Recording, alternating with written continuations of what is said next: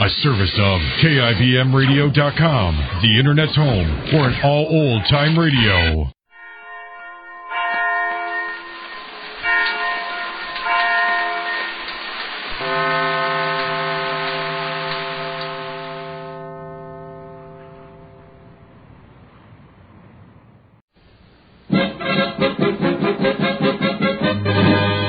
Jerry of the Circus.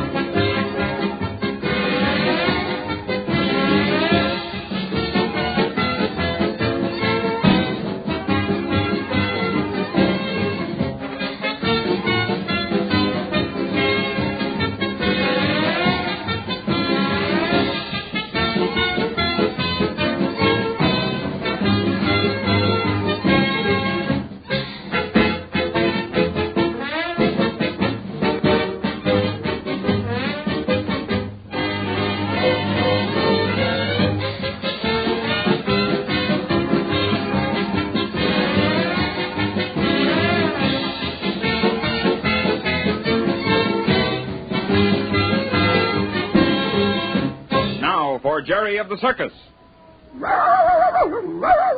Here she comes now. Hey, be quiet, Rags, or I'll put you in our wagon. Well, they made that in double quick time, didn't they, Jerry? I'll say. Do you think they can really get this place dry, Murray? Honest, it looks like a pond, doesn't it? Well, it won't for long. If this sun will stay out, we'll be able to get things set in time for the matinee. Okay, men. Drag that hose over near the main tent. Gee, I'd sure like to have some tall boots like those firemen are wearing. The land seems to slope in that way. If that's drained properly, it'll clear the entire lot. Too bad your menagerie and main tent had to be set up on the lowest part of the grounds, Murray. Well, in bad weather, we'd have arranged the tents differently. But it's such a swell day, and that layout's the most convenient for the audience. And I suppose you were hardly planning to flood the field. Well, it's the first time this ever happened. Leastwise, since I've been in the business. None of our roustabouts would have done a careless thing like that. I should say not. Okay, men. Man the pumps. Jiminy, I wouldn't have missed anything like this for anything. Lucky you've got a good drainage system here, or your street would be flooded. I'll say. Hey, Jed. Yeah? Better move that hose more to the far side of the lot. Okay, Gee, the water's sure draining off fast. You bet it is. We've got an efficient fire department in this town. Listen to him brag. I have reason to. Sure, Murray's just jealous, that's all. He's just an onlooker this morning. Hey, you guys, just wait till the chief gets out of here, and if you want to really see some beautiful work, you just watch my men get this lot in condition. Okay, Chief, nothing more to do. That is, if you want to leave the mud here. Good work, boys. Turn her off. Chief, that's a mighty slick job. We owe you a lot for that. Well, I'm glad to know it's appreciated, Mr. Randall. To hear this Irishman of yours talking, you'd think the whole thing didn't amount to a roll pin. Don't mind Murray. He's got a swell head. You see, he knows our show couldn't get along without him. You're doggone right it couldn't. Well, I can't hang around here. Me and my men got work to do. So long. Want some help, Murray? Sure, come along. I can always use an extra hand. Okay. Goodbye, Chief. Awful glad to have met you. Goodbye, son. I may see you later. I'm coming back to catch the show. You bet you are. It's my guest. And bring your family. Now, you go over and talk. Rags, come on, hurry up. Come on. No need to worry about that now. We've got to go to the laundry anyhow. Just wait till Bump sees you. Well, Jerry, I guess we'll head for the main town. I've ordered truckloads of sawdust and shavings to be delivered, and I want to check on that. Yeah. I heard someone say they might have some trouble getting delivery on some of that stuff. Well, if they do, we'll be in a bad spot. You know, this is a clay lot, and the ground would never dry in time. Say, that's right. Well, I don't believe we could even have the grand parade, could we, in all that muck? I'm afraid not. Well, no use crossing bridges until we get to them. Hey, Mark. Yeah? Any of those shavings been delivered yet? No. Sam said to tell you they can't fill that order in time. What? Gee, that's fierce. Yeah, I got to look into this. That order's got to be delivered. Oh, say, Jerry, I forgot. Whitey's having a fit over at the horse top. A lot of extra cleaning up to do, and he's been calling for you. Honest, gee whiz, I'm sorry. I never thought about Beat it, Jerry. I'm up to my neck myself with troubles. Go on, see you later. You bet. Thanks, Mark, for telling me. Come on, Rancho. Say, I guess you and I are pretty much in disgrace. I ought to have thought about Whitey, but, well, I was so keen about that pumping job, I guess I just didn't think. Well, we might as well go in and get it over with. Come on. Whitey. Hey, Whitey. Right. We better wait. No, it is ridiculous. Oh, but Boris, I've always done everything I could for your horse. No, you have not. Because they belong to me, and not to Mr. Randall. You think you can neglect them and... That's not true. After all, Boris, all I'm supposed to do is see that they have the proper food supply and accommodation. You have your own men who groom them. So now you try to lay the blame on my men, huh? There's no blame. I'm simply telling you that your contract with Mr. Randall says that all we're supposed to do is to furnish the proper food in each town for your horses. Yes, that is it. So... do you think they get the proper food, huh? Of course. They get exactly what you've ordered for them in every town. It is not true. Today they did not get the proper rots. I shall go to Mr. Randall with this, and you shall be discharged. Now, listen, Boris. Be reasonable. After all, that fire plug that flooded us out this morning caused enough trouble.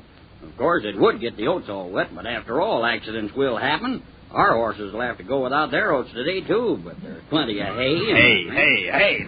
Who cares about hay? When my contract calls for oats, my horses must have oats. Oh, now, if you'll just keep calm, Boris, I'll see what can be done about it. After all, you know, you've got to be reasonable in an emergency. Emergency. And while we're on the subject, it seems to me that my horses haven't been bedded down properly lately. Your grooms have been given everything they've asked for. So, that's what you say. I hear a very different story. Okay. If you feel that way, go on and talk to Mr. Randall. After all, my horses represent an investment of thousands of dollars. For years, the Russoffs have slaved that they might own the finest horse flesh in the world. Yes, I know. You've got beautiful animals, Boris. And so you cannot blame me when I see them being neglected, and my investment subject to possible destruction. Now, Boris, you know your horses are in no danger. I am not so sure. And Stan, the head groom, says he thinks the boxcar should have heavier padding. After all, in transit, I can't afford to have the shins hurt. I'm afraid, Boris, you'll just have to take all this up with Mr. Randall. Yes, you are right. That is just what I will do. I will no longer stand this ridiculous neglect and carelessness. Yes, I will make my complaint to them. All right. Goodbye, Boris. Goodbye. Hello there, Jerry. Well, I didn't see you. How long you been standing there? Quite a while. Mm-hmm. Say, Whitey, I'm sure sorry I didn't get over here. Gee, I didn't realize you were in trouble. I thought I was in enough hot water until that Boris came complaining around. He certainly can be a nuisance. But the way he talks to you, Whitey, that's awful. Oh, I ought to be used to it by now, I guess. I tell you, when those hot-headed Russians let off steam, they certainly go to town. And after all, you do for them and their horses, too. I know, but Boris has always ruled his own troop like a little czar, and sometimes I guess he forgets he doesn't own the whole circus. I thought Olga was the boss in that family. Well, she tries to be. The only one she'll take orders from is Boris. Some family. But aren't you afraid Boris will get you into trouble when he sees Mr. Randall? Well, I should say not. Randall understands the situation. After all, I've worked for the boss for years. He knows I'm okay. He oughta. Hey, here we are staying and talking with enough work on our hands to keep us busy till matinee time. Jerry, we've got to get the mud off those horses and any of the trappings that got splattered during that flood. Okay, Whitey. I'll polish those horses of ours so, well, even you won't know them. Now, that's the ticket, Jerry. Now step on it and we'll be through in time for lunch, maybe. What do you mean, maybe? I thought that'd be a good way to speed you up a bit.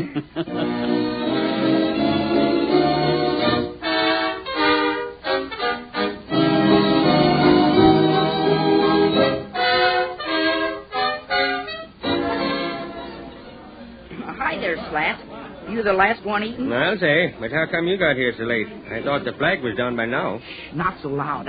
I sneaked in, and Joe promised to bring me a plate of grub. Oh, well, what happened? Well, I tell you, those horses got in an awful mess during that sprinkling we took this morning. Well, I hear you make a pretty good nursemaid to the horses. Sure. I like it. As a matter of fact, I like everything that happens around here. Accidents and all. Uh-huh. Except what? The way Boris Russoff talks to Whitey. Oh, so that's so-and-so shooting off his face again, eh? Don't you like him either? I do not. He acts as if he runs the place. And vain? Someday I'm going to take that peacock down a peg. How? Well, I don't know, but I'll think of a way.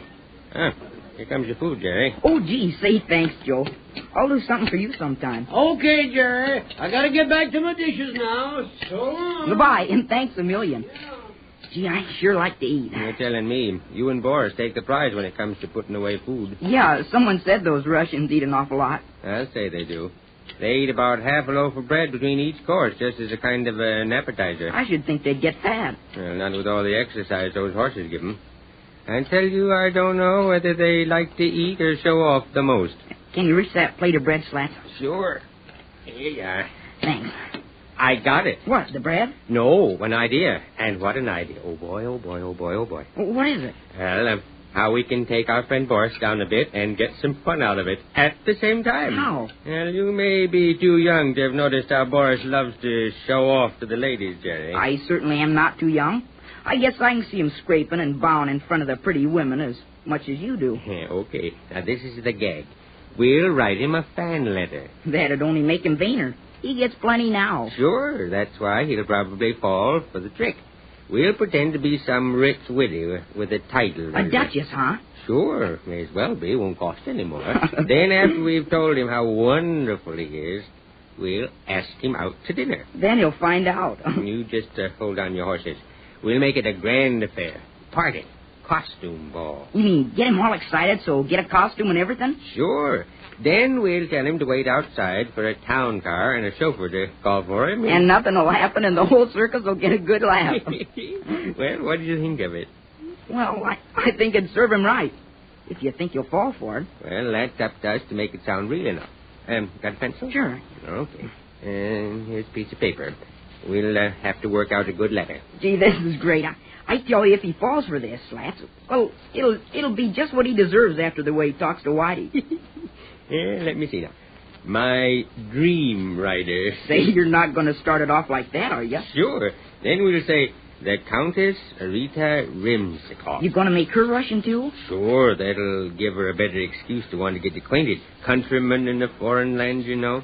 Say, you're smart. Yeah, my mother always thought so. Now, let's see. Where do we go from here? I got it. A noble woman from your own country. Good.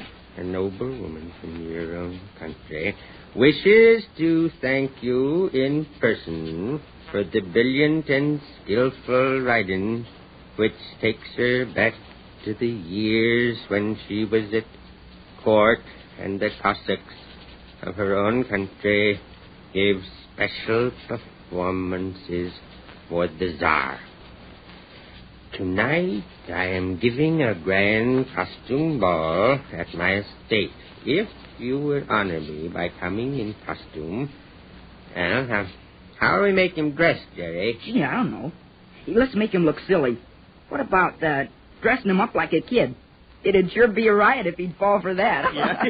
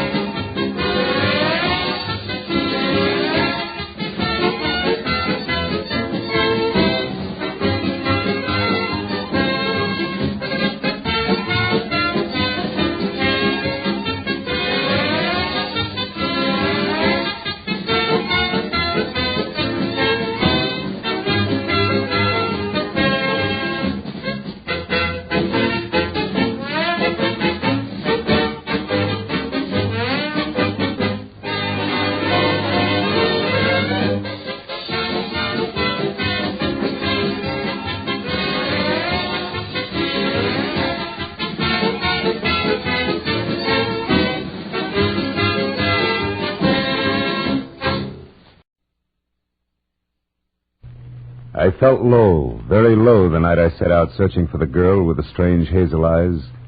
The fog which hung over Los Angeles didn't help, and I felt even worse when I found her. For by then I had death on my hands. From the pen of Raymond Chandler, outstanding author of crime fiction, comes his most famous character as CBS presents The Adventures of Philip Marlowe.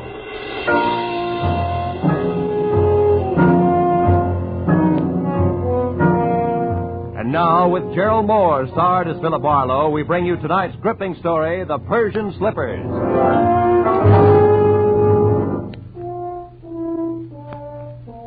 One of those thin, chilly fogs had sneaked in from the Pacific, and it hung vaguely to the streetlights along the Sunset Strip.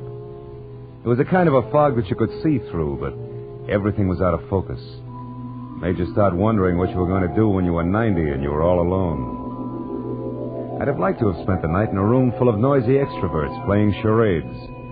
But instead, I had to eat a quick dinner and drive up into the secluded Hollywood Hills to meet a guy. A guy who had nothing but trouble on his mind. When I pushed the buzzer, I had the feeling of wishing I was someplace else. Carl Delaney himself opened the door. He was grim and brusque and to the point. Marlowe? That's right. Come in, Marlowe. I appreciate this. You're coming up here after business hours, I mean. I wouldn't have asked except, perhaps I waited too long as it is. Sit down. Thanks. Waited too long for what, Mr. Delaney? 36 hours ago, my wife disappeared. Marlowe, you've got to find her for me. Find her just as fast as you can. Wait a minute. Disappeared, you said. Would you mind playing that part back a little slower? Norma simply walked out that door, got in her car, and drove off to get hold of herself, as she always does when we've quarreled. And always before, she's come back in an hour or so. But this time... This time she simply didn't come back, is that it? Look, Mr. Delaney, I could... You'd better let me finish before you do anything. Lately, my wife has been brooding over something serious that she refused to discuss. I've caught her crying several times, and she's not a woman given to tears. Marlowe, I'm sure that unless we move fast, when we do find her, we're going to find her dead. Suicide? Yeah.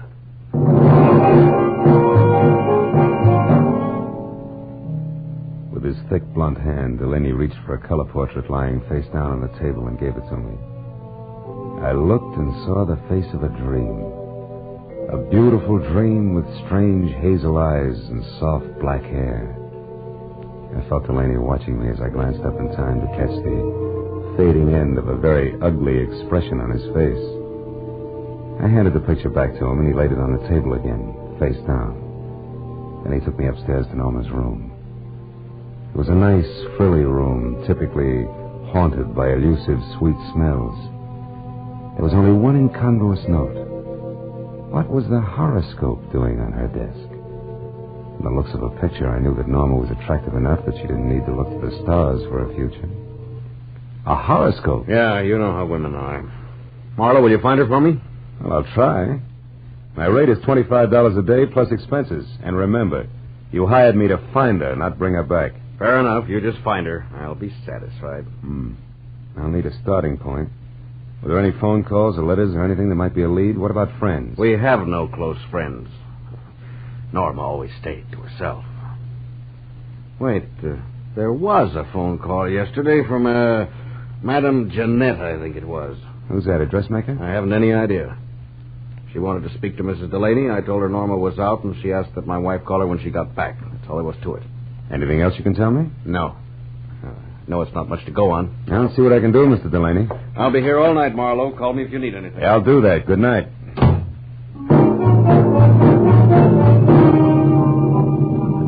I drove back through the persistent fog to Sunset Boulevard.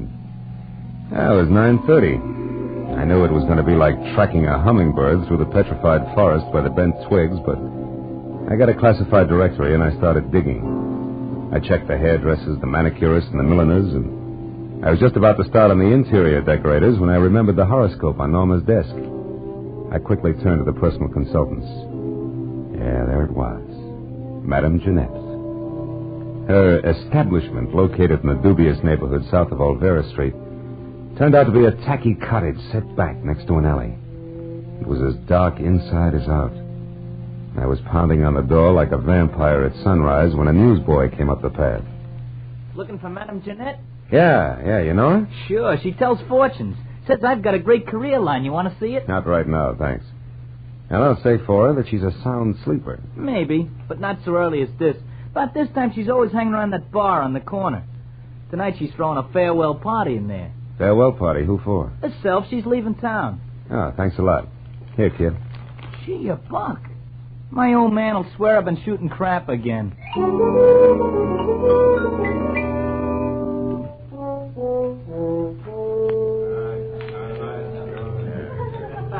Give me another one, Charlie. Not every night I say goodbye to my dear old neighborhood. Muscatel again, Jeanette? Yeah. Did I say dear old neighborhood, Charlie? I think you did, Jeanette. Must have had one too many then. Because of all the low, flea-bitten row of shacks I ever lived in, this is the new low. Jeanette, that's no way to talk. You hurt my feelings. Pinky, there ain't nothing like a little beer to soothe hurt feelings. Yeah, you said it. Jeanette, can I have another? Yeah. Charlie, give Pinky another. But this is his last. The last? I thought you said it was a farewell party. You with all your dough. This dough's to get me out of this rat trap of a town, see? It's the last I want to see it of it in all my life, see? Yeah. Another muscatel, Charlie. Hold on a minute, Jeanette. Hey, what'll it be, mister? Something just a bit drier than muscatel. Say scotch? It's on me, mister. It's my party. Well, this is indeed a pleasure. You're the Madame Jeanette, aren't you? Yeah, why? You're all of 20 years younger than what I expected. Probably the life I lead. Hey, wait a minute. Why should you be expecting anything about me? I don't know you. Perhaps not, but I know you. From where? Oh, you're more famous than you think. Your reputation has spread far beyond Olvera Street. In fact, it's gone up as far as the Sunset Strip, Madame Jeanette. No kidding. How would you kid a fortune teller? Don't you know all, see all, and tell all? Well... And judging from that Spanish shawl, your Hungarian skirt, and those embroidered Persian slippers, I'm beginning to think your fame is not only local, but international. Say, you're beginning to make me feel like I shouldn't be giving up this racket after all. Giving up fortune-telling? No. Yeah. I'm leaving town on a midnight train. Gonna spread my talents all over the East, and I'm not coming back. Don't tell me your crystal ball has laid a golden egg. So to speak, yeah. I come into some lettuce. Suddenly. That's always nice. Well, I guess it means you won't be interested in the few paltry dollars I'd intended to spend with you. Hey, can I have another beer? Shut up, Pinky, blow. Just a... Traveling lady can always use a little extra moolah. What was it you wanted, Bud? I'm looking for someone. Norma Delaney. I'm afraid I don't know anybody by that name. I'm afraid you do. What's your angle? Who are you, anyway? I'm Philip Marlowe, private detective. Some private dick you must be to have to resort to fortune tellers. Come on, Jeanette. Look into your crystal muscatel. See if you can spot Norma Delaney. I told you once. I don't know the name. Now blow. Just a minute, Doc Eyes. Hey, Charlie. Yeah? This bird's crabbing my party. What kind of a joint is this, anyway? Lady can't sit here and have a farewell party without being insulted by every jerk that drops in. Well, mister. I haven't finished my drink yet. You got pockets, ain't you? Just pour the drink into one of them and take it along. You ain't finishing it here. Charlie reached under the bar for his pick handle, so I left without pursuing the subject further. But I knew Jeanette was lying, right in her purple lipstick about Norma. I walked back to my car, lit a cigarette, and spent a few precious minutes trying to decide whether or not to break into her place and snoop. Then I caught the shadow of a figure slipping up on me from behind. I turned. Wait, don't swing, man. Don't swing. It's only me, Pinky. I was in the bar when you was talking to the madam. That tightwad, Jeanette. Yeah, I saw you, so? She did something the minute you left. I figured you might like to know what it was. It all depends. Well, I thought it might be worth something to you, like a saw, maybe. Come on, you. No, Spill it. Wait a minute. Spill it. Wait. If it's any good at all, it's worth a $5 and no more. Oh, all right. She made a phone call. Who to? What'd she say? Nothing. Just some swear words in Spanish. The line was busy. But I kept my eyes open, and I got the number. All right, let's have it, if you can still remember it. Oh, I can remember it easy. 5 first, huh? Here. Thanks. The number was Crenshaw, 1929. But you get it? Like the year of the big crash.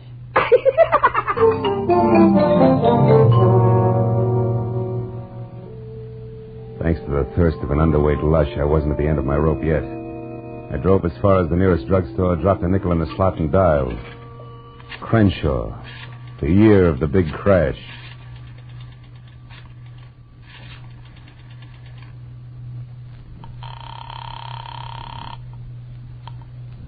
Hello? Hello, let me speak to Norma Delaney, please. I'm afraid you must have the wrong number. Look, I'm trying to locate Mrs. Delaney. I suggest you help me. How did you get this number? From a client, Mr. Carl Delaney. But that's impossible. Let's stop sparring. We can save each other a lot of wear and tear if we get together and talk this over. Maybe you're right. Yes, that sounds sensible. I'm at the Beechwood Apartments, number 4. Check. I'll be right out.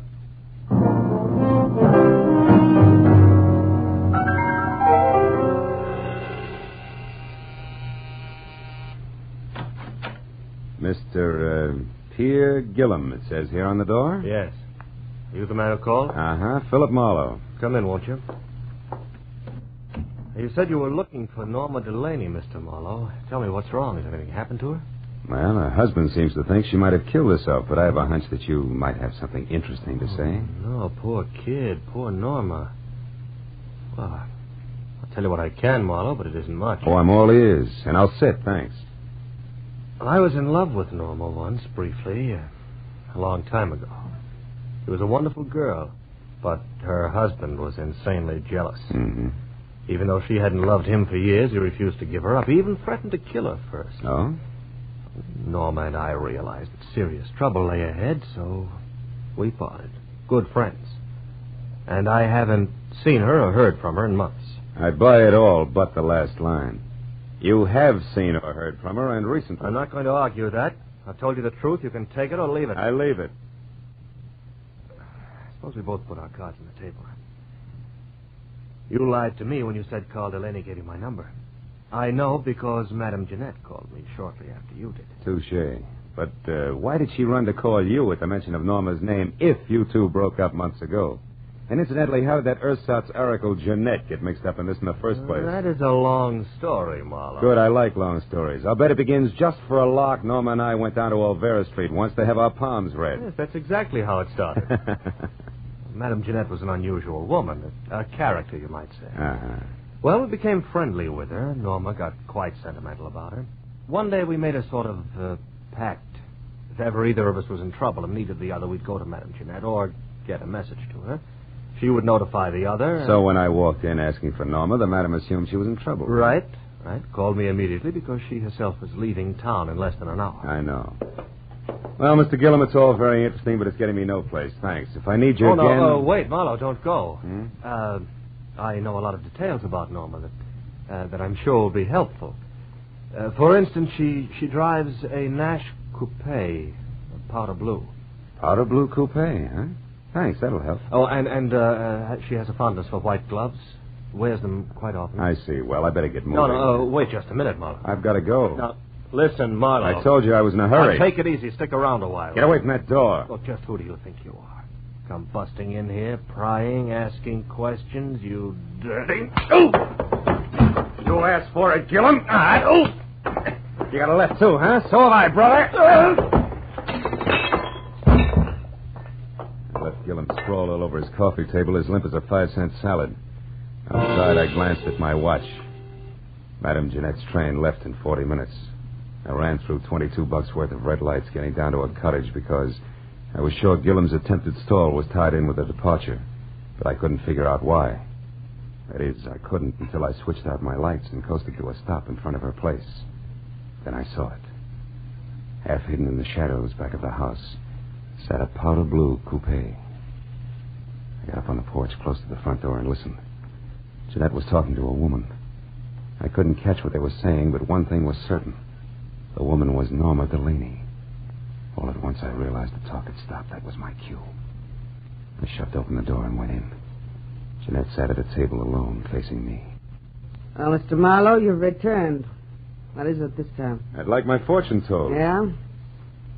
Now listen close, Gumshoe. I'll make this a short and snappy reading because I'm catching a train in 15 minutes. There's a woman very close to you. In fact, she's right behind you, sucker! What? Oh!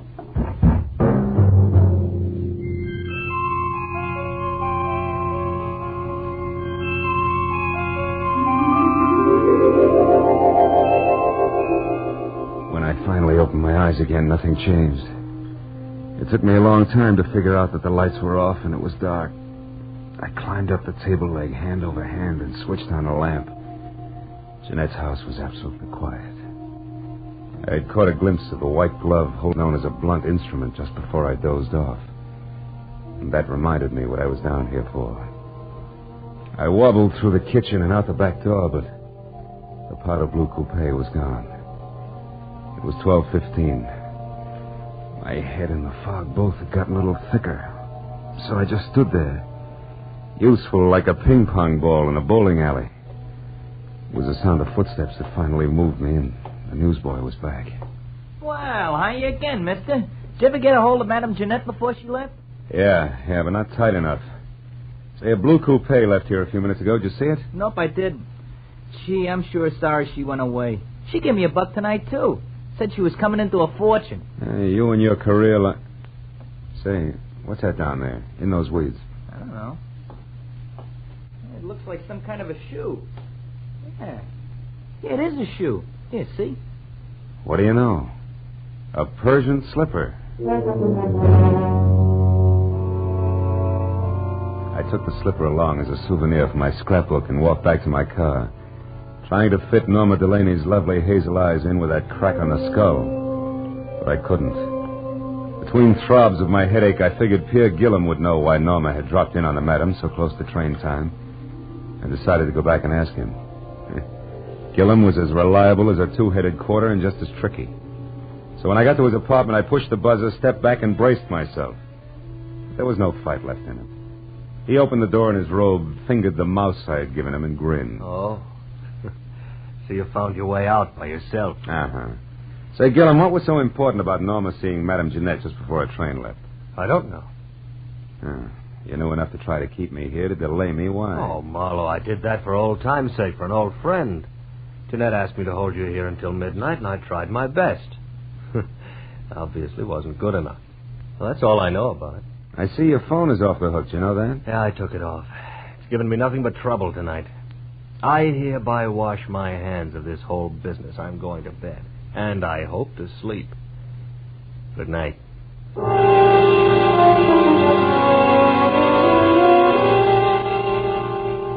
I envied him and left to call my client, Carl Delaney.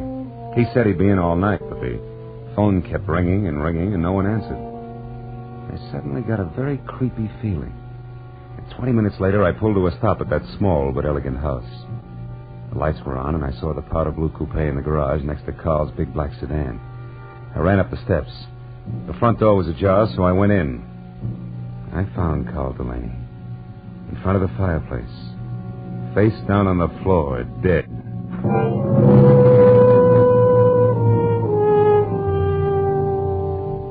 There was a handbag on a chair. I opened it.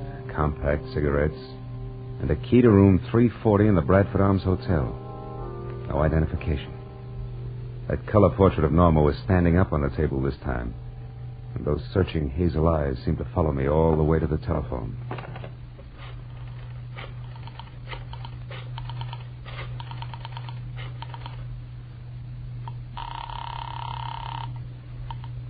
Lieutenant Ibarra speaking. Phil Marlowe, Ibarra. There's a dead one at 1077 Hollycrest Road, named Carl Delaney, murdered. I'll be right out. I hung up the phone, and then the hair on my neck crawled as I heard the unmistakable sound of a woman's heels on the floor upstairs. I ducked behind a door as the heels clicked down the steps. And then she entered the room.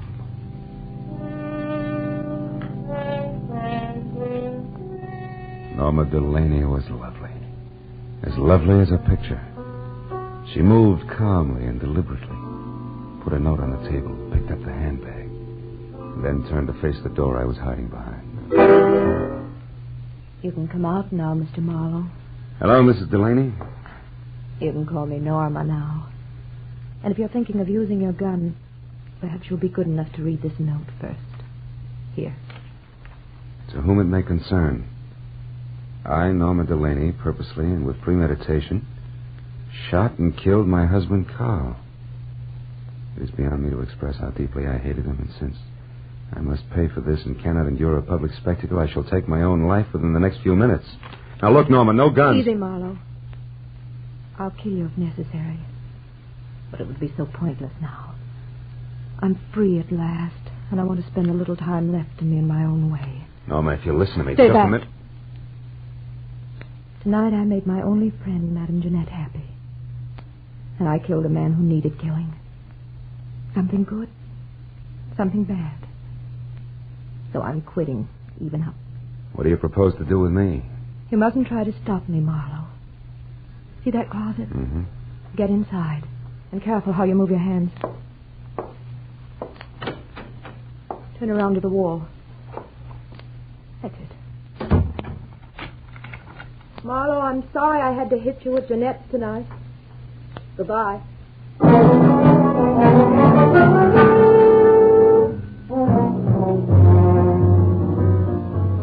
It took 3 shots to smash the lock on that closet door. I heard her driving away just as I got it open. In spite of what she'd said, I couldn't let her kill herself. I ran outside to my car. One glance under the hood was all it took. There was nothing left of the wiring but loose ends. I ran into the street and a miracle happened. The first time in my life a taxi in Los Angeles when I wanted it. I'm sorry, fella. I'm going to call. Skip it. This is an emergency. Hey, wait a minute. You Police can't... business. A girl is driving up the road in a blue coupe. We got to catch her before she kills herself. Let's go.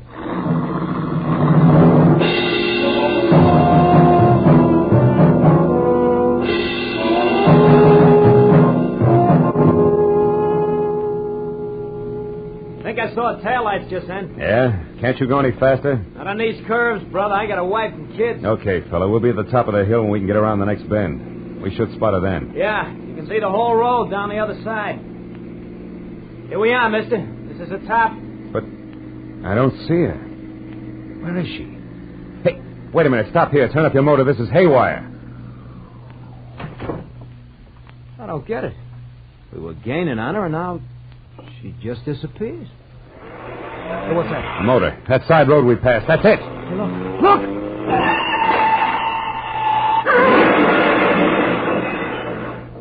Holy smoke.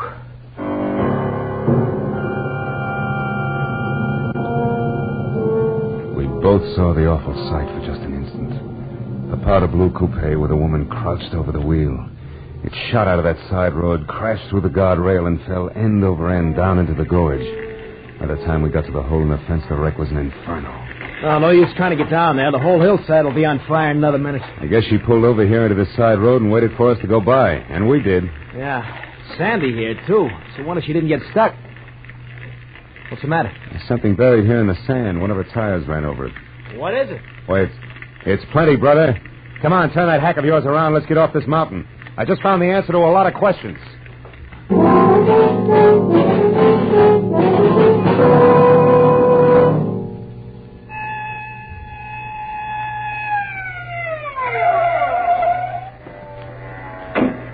That you, Marlowe? Yeah, Lieutenant. We found the body and the wife's suicide note.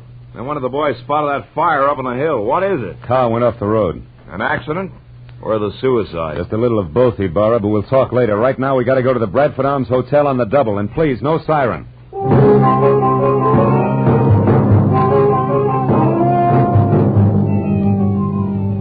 The Bradford Arms was a 3-story walk-up. When we got there, Ibarra stationed one man in front, sent another to cover the back, and we started up the stairs. We had reached the second floor when we saw him on the landing above. Gillum. He spotted us at the same time and turned back fast. There, Marlowe. Who's that? That's our boy, Ibarra. Here, Gillum, let's go. There he goes. He's heading for the fire escape. Take him, Lieutenant. He's all yours. I got business the other way. Hey, you! Stop or I shoot!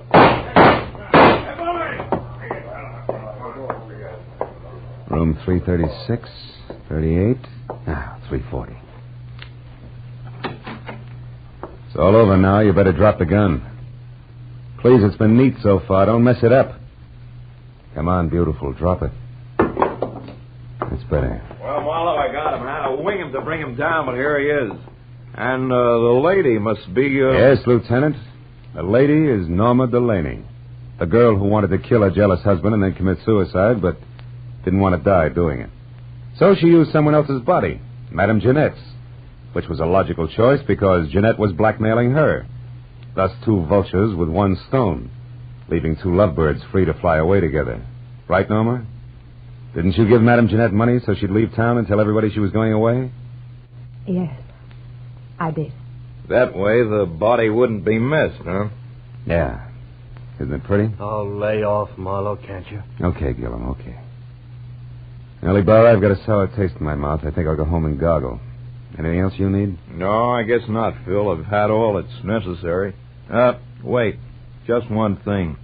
How'd you get inside this setup? How do you find out it was the dead Madame Jeanette who went over the cliff instead of the very much alive Mrs. Delaney here?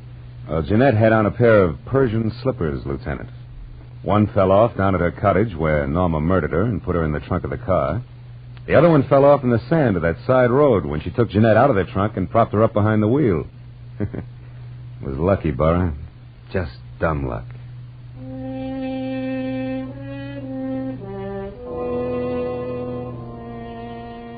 I took a walk later. A long walk.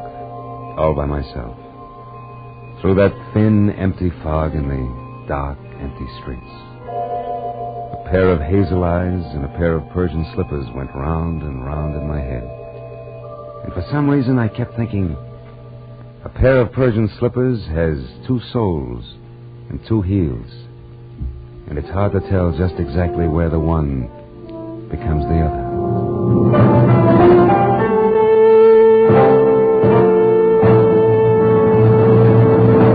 The Adventures of Philip Marlowe, created by Raymond Chandler, stars Gerald Moore and is produced and directed by Norman MacDonald. In tonight's story, The Persian Slippers, Virginia Gregg was heard as Madame Jeanette, with Larry Dobkin as Pierre Gillum and Louis Van Rooten as Carl Delaney. The additional players were Gene Bates as Norma Delaney, Gil Stratton Jr. as the newsboy, Frank Richards as the barkeep, and Tony Barrett as Pinky. Detective Lieutenant Ibarra was played by Jeff Corey. The special music was conceived and conducted by Ivan Ditmars.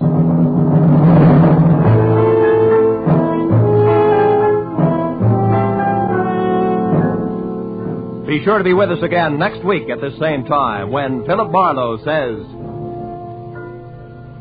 Sounded good, real good. A weekend at Malibu, expenses paid with a cash bonus thrown in. But that was before I knew about the henchman, the redhead, and the corpse. These three and a white Panama hat ruined it all for me.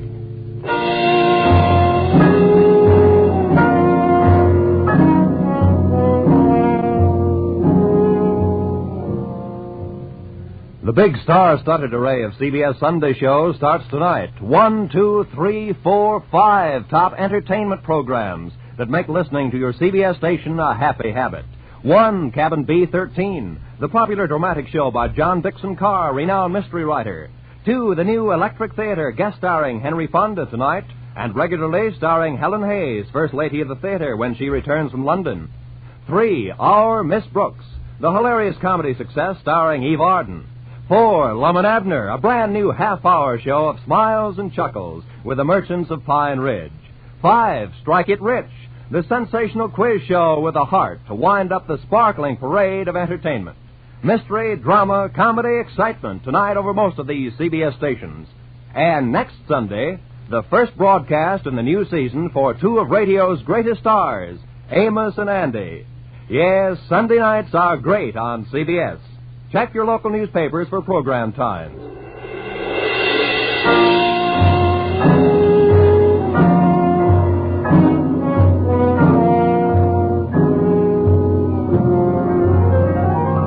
This is Roy Rowan speaking for CBS, the Columbia Broadcasting System.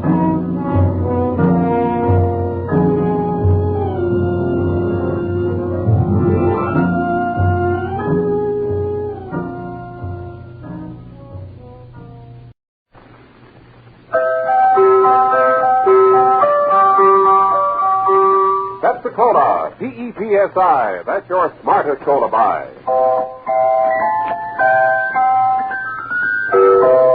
Pepsi-Cola presents Counterspy.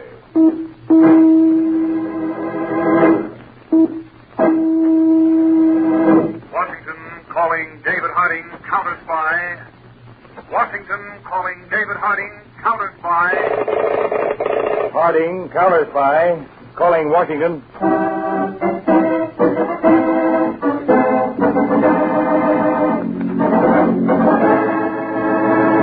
United States counterspies, especially appointed to investigate and combat the enemies of our country, both at home and abroad.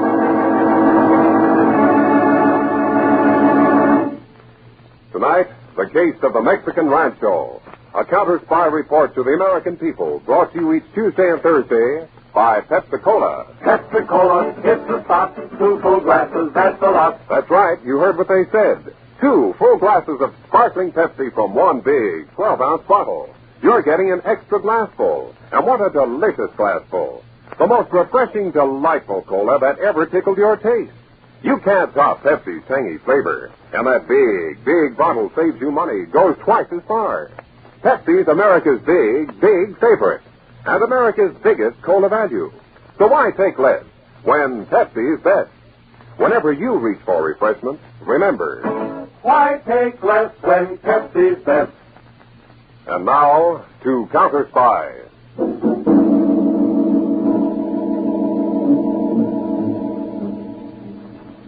A few weeks ago, a swarthy-faced, steely-eyed chemist was in his laboratory in San Francisco.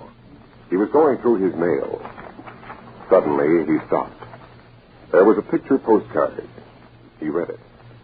Dear Jensen, have been seriously ill and am going for vacation. Won't you join me? Aunt Mary. Slowly, the chemist counted the commas, the periods, even the spacing of the writing. Then he picked up the phone. Tell Mr. Brown I'm resigning. There's serious sickness in our family. In a luxurious apartment in Chicago, a small, attractive, fiery young woman in a negligee was reading a picture postcard. Dear Magna, I'm not expected to live long. Want you with me. Aunt Mary.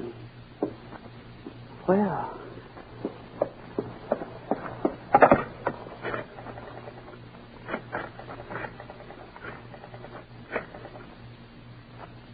Bert? Oh, I'm glad I caught you before you went to the bank meeting. The doctor just phoned me the result of my examination. He says it's definitely a breakdown, that I must leave and get away from everything for a while. Yes, I'm packing. Well, as soon as I know where I'll be, I'll let you know, but for a while I've got to be alone.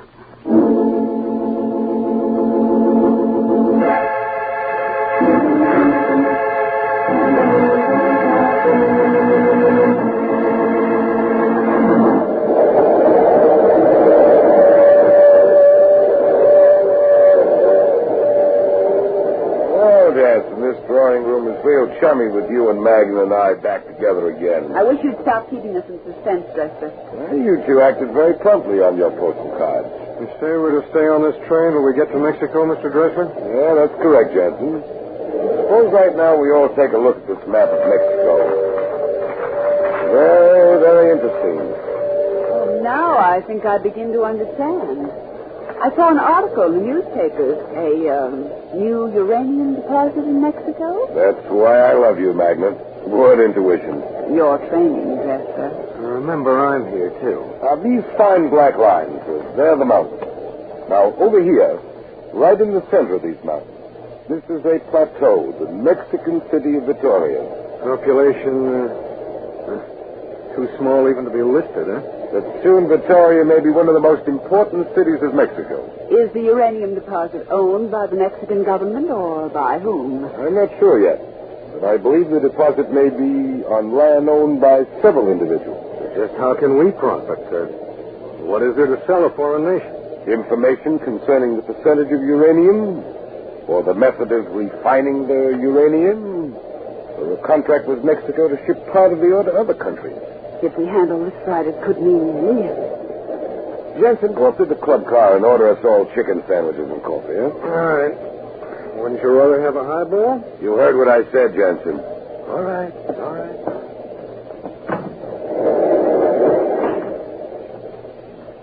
I have a premonition about Jansen, too. You're right again. Since we've worked together last, he has been drinking heavily. And one who drinks is apt to talk too much? It should be easy to dispose of him in Mexico by an accident. Now, you and I, we must study this map of Mexico carefully. We will live in a little hotel in Victoria.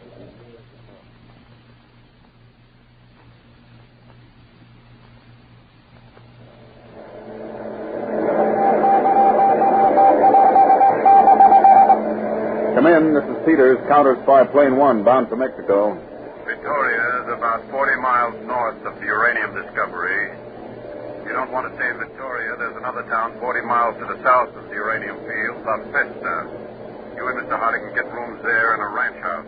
That would be fine. For a while, we'll want to keep under cover. That's all. Now remember, Peters, I'm flying to Mexico at your request. I brought along this map of Mexico, Mr. Harding. I'd like to show you. The publicity that's gotten into the papers about a uranium deposit in Mexico has certainly started something. What did the report from the Mexican police say about it, Peters? The report said that persons of questionable character were flocking to Victoria. Victoria, that's right here on the map. Unless I miss my guess, foreign agents are swarming there like flies to molasses. What are you chuckling about, Dave? For me? Yes, you. Oh, I was just thinking of a funny story. You've got something up your sleeve. Somehow, Peters, I have a hunch there are going to be some very interesting developments in those mountains within the next few days.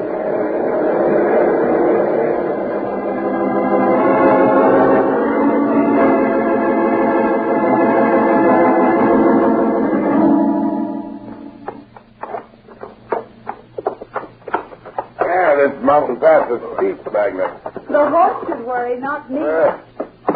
How are you making it, Jansen? Personally, I'm frightened to death of a horse. Well, we're almost to the top. Then we can get a good look at the uranium deposit down there on the plateau. Come on. That's it, Jansen. Path is so narrow, you ride ahead. Oh. Let Jansen get ahead, Magna. Oh, there. He's far enough ahead. This path is very narrow. And very steep. And very rocky. Your intuition is uncanny, Magna. Jansen knows nothing of a saddle. When we get to the top, get off and tell him you'll tighten the saddle good. Instead, loosen it. The horse must be headed down this path. At the right moment, I will accidentally prick the horse with my knife. Jansen is at the high spot already. As soon as I get a good look at the location down there, I'll know how to operate. The United States will have secret agents down here, too. Undoubtedly, they're here already. The Mexican secret police. Ho, boy. Oh. Hey, the reports are true, all right. Look down there in the valley. Let me have those glasses, Jansen. Hey. I'm going to get off and fix the girth on your saddle, Jansen. It's loose. That dangerous? Well, if your saddle slipped to one side, it would throw you on your head and under the horse's feet. Oh, mounds of dirt. Look at the size of the smokestack from that shacket. I can see high fences and armed guards. It looks to me like mining has just started. Yeah, it's like the start of a tremendous operation. It could be one of the largest uranium operations in the world. Let me turn your horse's head around this way, Jansen. We're not the only ones who are down here to get information to sell to foreign countries. I've already recognized several other operators. Would you take your knife, Dresser, and cut off that strap and back of Jansen's horse? Yeah, sorry. Why? It might flap and frighten your horse. This one? Yes. Stop him! He's swaying from side to side. There he goes. Stayed on longer than I thought he would. Well, we'll take the path back on the other side of the mountain. That's why I told Jansen not to be seen with us. Dresser, who owns that land down there where the uranium deposit is? That's what I want to talk to you about, Magna. Part of the land is owned by an American, Harold P. Sturgis. Oh? He's expected to arrive in a few days. I want you to meet him and make him like you. I think that will be possible. We've got to use him to get into that carefully fenced deposit. We've got to get a look at the plans and reports in there. And if possible, we've got to get control of his land.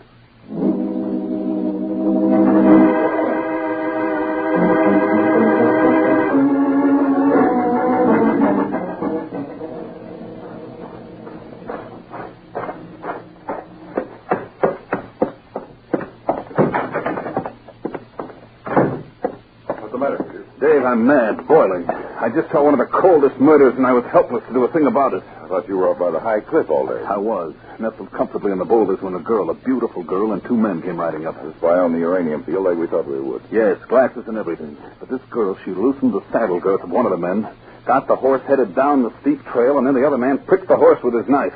Oh. The horse ran headlong down the trail, and the saddle slipped. Killed him outright? The other two didn't go down to see, but there wasn't any question. After they left, I went down. Don't ask me any more. You weren't near enough to hear what was said. No, I was 100 yards away. I'm looking forward to meeting up with that girl. The man, too. I think you're going to have that chance by tomorrow night. Wonderful. Now, Peters, the Mexican police are cooperating to the limit. We've got the town of Victoria covered, every inch. All the liquor glasses from the cafes are taken to the kitchens and immediately fingerprinted. Mm-hmm. Now, this file here, full of such fingerprints. And our Washington files show that many of these are wanted characters. How about pictures? Thousands of feet of film have been taken of all foreigners who've come to Victoria. I hope when we get through, we'll have an international rogues gallery. You said you thought I'd have a chance to meet this girl tomorrow night? As a result, Peters, of a dozen traps we've set. One trap I set with the Registrar of Deeds in Victoria. Now, supposedly, a young American by the name of Harold P. Sturgis. Uh-oh. So that's who I'm going to pretend I am. Yes. Now, there's really no such person, but we've created him. Young Sturgis supposedly owns part of the valley where the uranium strike is. Now, several suspicious persons have already been to the Registrar of Deeds and inquired about that land. They've been told that Sturgis is expected to arrive momentarily in Victoria to look over his properties. Have you made the reservation? Yes, for tomorrow. Oh? Now, let's make Sturgis a playboy, not too smart. I've already gotten you a yellow sport jacket, loud slacks. Oh, brother. I think, Peters, you're going to see plenty of action.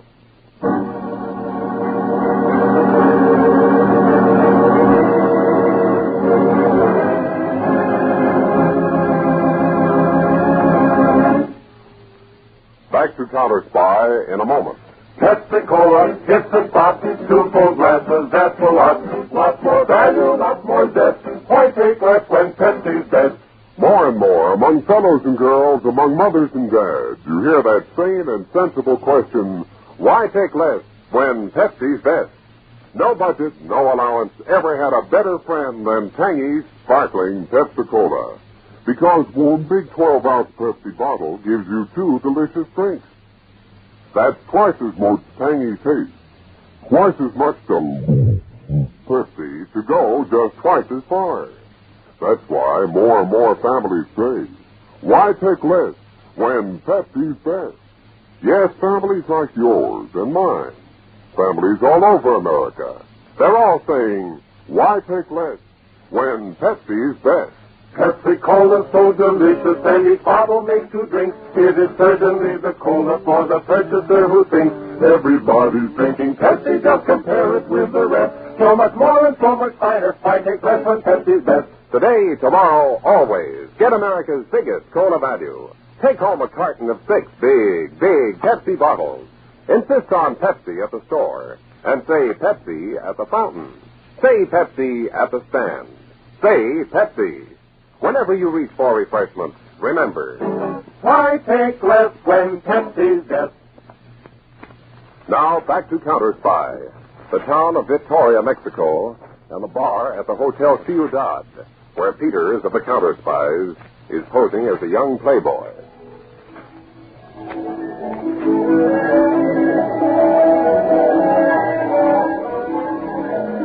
Pardon me, I don't usually come into bars and speak to strange men, but aren't you Harold Sturgis? I am, unless you want me to be somebody else. I think you're going to be a very interesting boy. Boy? Oh, excuse me, won't you sit down? Thank you. My name is Magna Lawson. And you already know mine. Yes, Mr. Sturgis. You see, I'm a botanist, but I've got to make a little money so I can stay a few days longer and finish my work. That certainly is understandable. Well, I'm also a very good secretary, shorthand, typing. I thought that possibly while you were down here, you might need a secretary. The funny part of it is that I do need one. I need one badly. You mean you really could use me? Well, I'm here on business.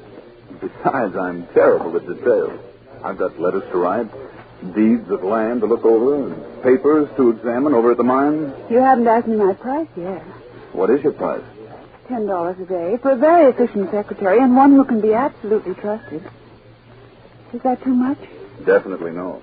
For the hours, they're apt to be quite irregular. Oh, then it's a deal. A very pleasant deal. When do I start? I'd like to have you start in about half a minute.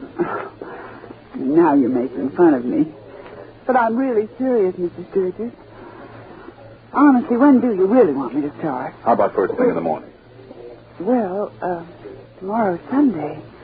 I want to go to church first, and then I'll start.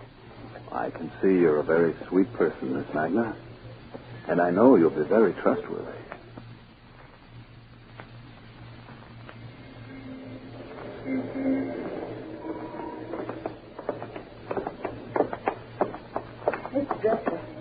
Oh, Magnum.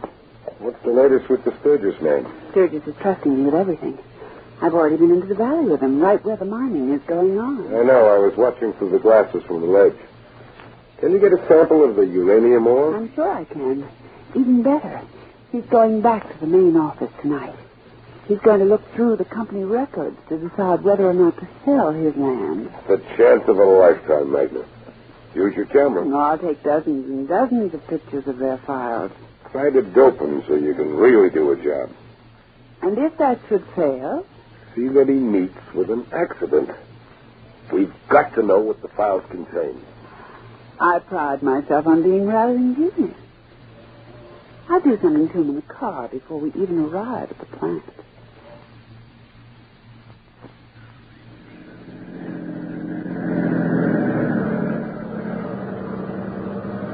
This road to the location is so rough. I don't see how you can see all the holes at night, Harold. Nervous, Magna? Oh, why should I be? Just we're alone, a long way from town. I don't think I'd be nervous with you anyplace, Harold. How much farther to the office? Half hour. The office is right next to the mine shaft. I don't know whether to sell my interest in the land or not, Magna. Tonight I want to go through all the papers and the files. Well, you might make money in the end by not selling, but it's going to be very complicated being all snarled up in it, and you don't like details. That's just what I'm worried about. I have enough money. Why make more if it's going to become too involved? What are you doing? Here, take some. Chewing gum? Mm-hmm. No, thanks. Not right now. After we look over the reports tonight, you tell me whether you think I should sell or not. Chewing gum relaxes you. But I honestly don't want... Here, now stop being stubborn. All right. You're a persistent woman. You, always get your way with men? Uh-huh. That's nice, isn't it? Well, doesn't the gum taste good? Sure it does. Only you tickle me so. You were more interested in a little stick of chewing gum than you were whether I should sell out. I'm really at heart just a woman, Harold. I have to have my own way.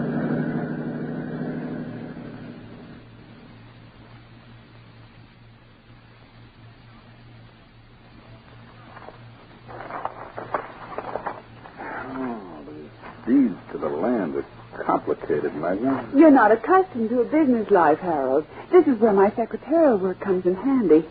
Now, those papers on the table over here. Original deed of ownership.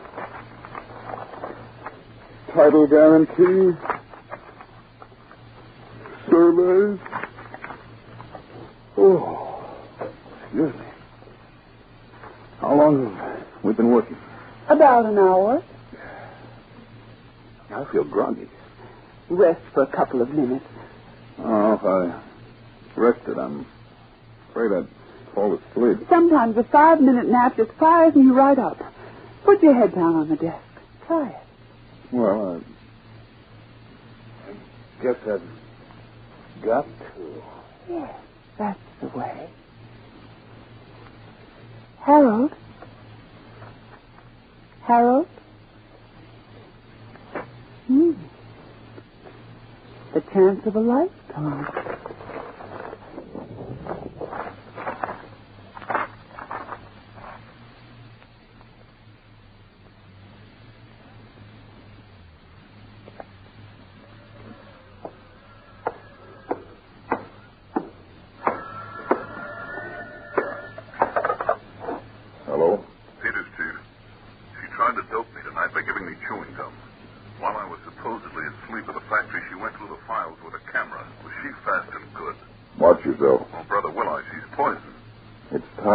course action, Peters. Pretend to take her into your confidence and tell her what your plans are. When are you coming over to Victoria, Chief? This town is a hotbed of intrigue. I think I'll move over tonight. If we're going to start bearing down, there's no telling what'll happen.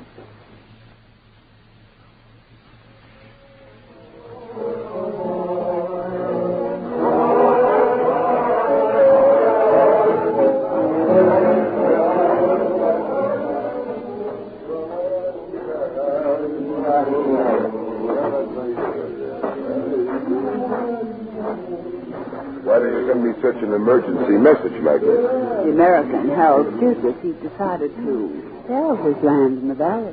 What? Why is he so foolish? He's a playboy type dresser. He would rather have quick money now. We've got to buy that fool's land. I think he'd sell for $100,000. Then offer it to him. I'll buy it myself. No, I think he'd become suspicious. But 2 nights from tonight, he's going to hire the entire restaurant at the Hotel Ciudad to auction the land off. Who knows about his plan? Only us so far. Tomorrow night he will announce the auction. And those who wish to attend must leave a note in his hotel box asking for a ticket. This will be our opportunity, Magna. For perhaps $100,000, $200,000, we shall buy a property we can resell for millions.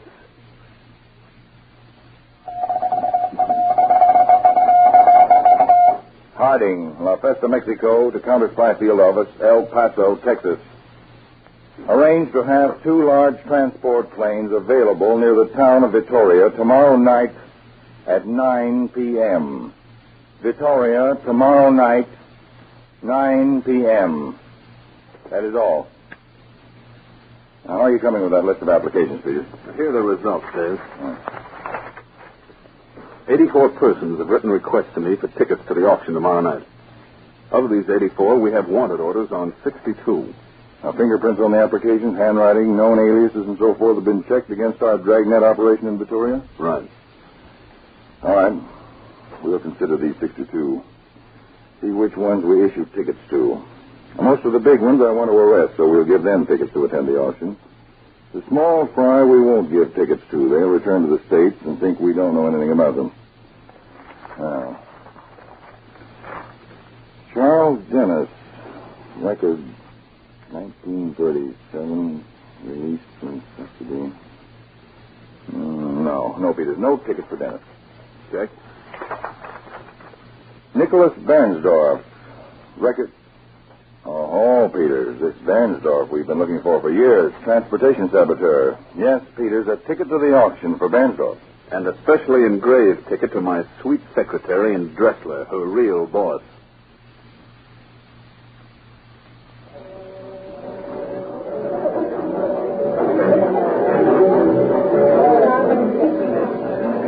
You certainly had a clever idea, Harold, renting this restaurant for your auction. I didn't realize how many people would show up, Magna. I never saw so many international characters before. Have you? They probably believe they're going to get a bargain when you put your ranch up for auction. What do you think you... Harold? Who's that big man walking onto the middle of the floor? I believe that's Mr. Harding of the United States Counterspy. Oh, I think I'll leave for just a minute. Wait a second. Attention, please. Your attention, please. Everybody in this restaurant asked for a ticket to attend this auction. Now, in order to conduct the proceedings with the utmost efficiency, all doors are locked and armed guards are stationed outside the doors.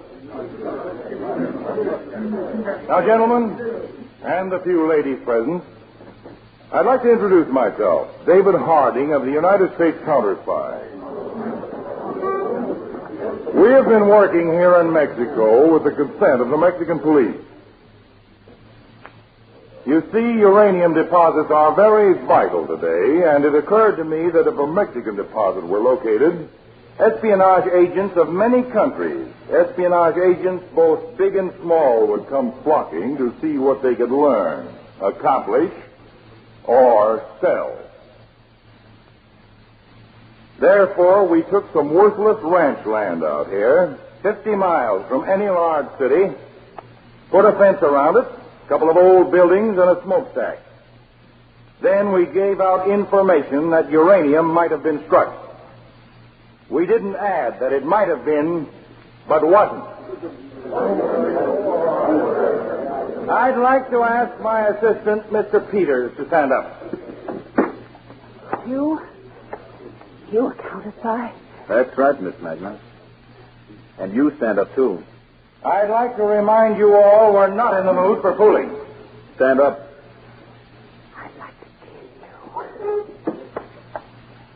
And now, Mr. Dressler, stand up. We have a record on every person in this cafe, and I am placing you all under arrest by the United States government for espionage. But you, Magna Lawton, and you, Carl M. Dressler, I'm placing you two under arrest for murder. No, not murder. The murder of who, Mr. Harding? The murder of Lars Jasson. He fell from his horse. It was an accident. Tell him, Peters. I was hiding about 100 yards distant. I saw you, Dressler and Magna, set the whole murder. And I'll testify to send you both to the electric chair. Not me! Watch the window!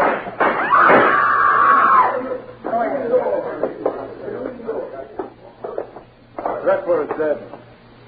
The rest of you, there's the window Dressler tried to jump through. There's the door. Planes are waiting outside to take you back to the United States. Anyone else wish to try the window? No? Then start walking for the door.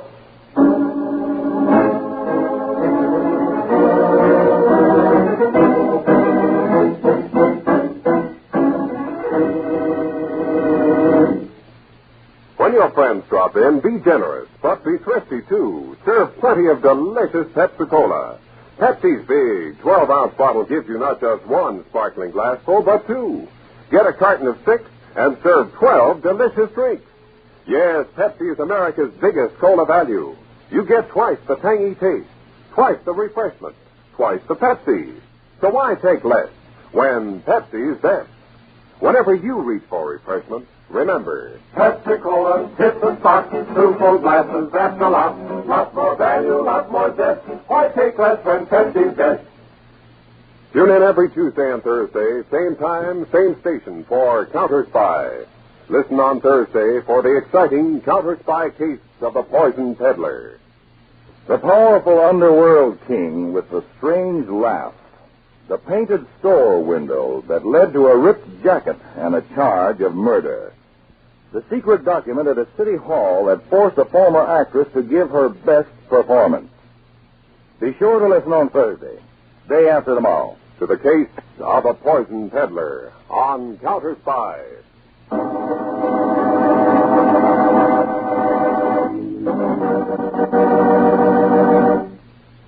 Tonight's Counterspy program originated in New York, was directed by Ted Corday, and featured Don McLaughlin and Mandel Kramer, with music by Jesse Crawford. Counterspy is a Phillips H. Lord production for Pepsi-Cola. Enjoy some Pepsi ice cold tonight.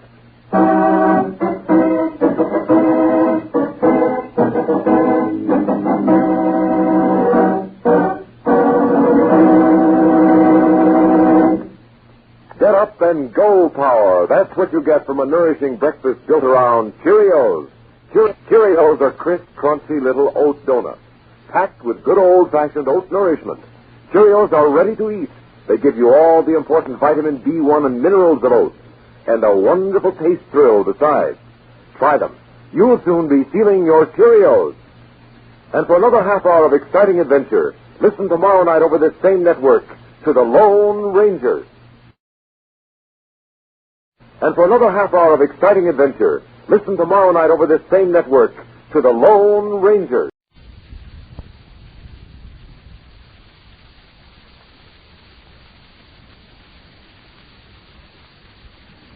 Crime does not pay.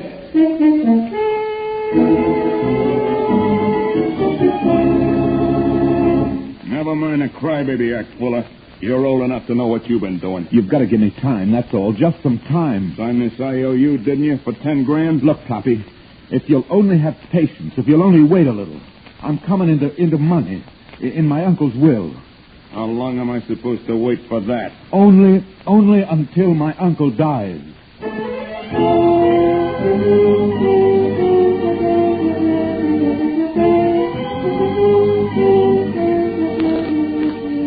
In the interest of good citizenship and law enforcement, we present Crime Does Not Pay, based on the famous Metro-Goldwyn-Mayer series of short subjects. In just a moment, you will hear Glossy Finish, starring Martin Gable.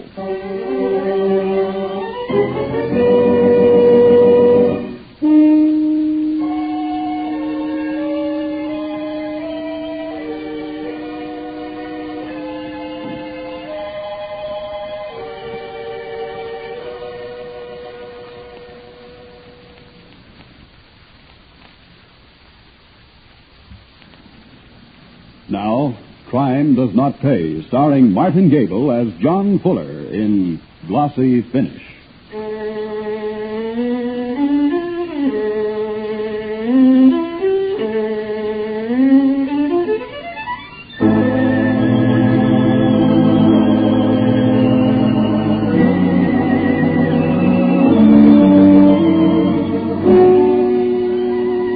The crime of murder, the last act of desperate violence on the part of an individual, has never been confined to one group of people.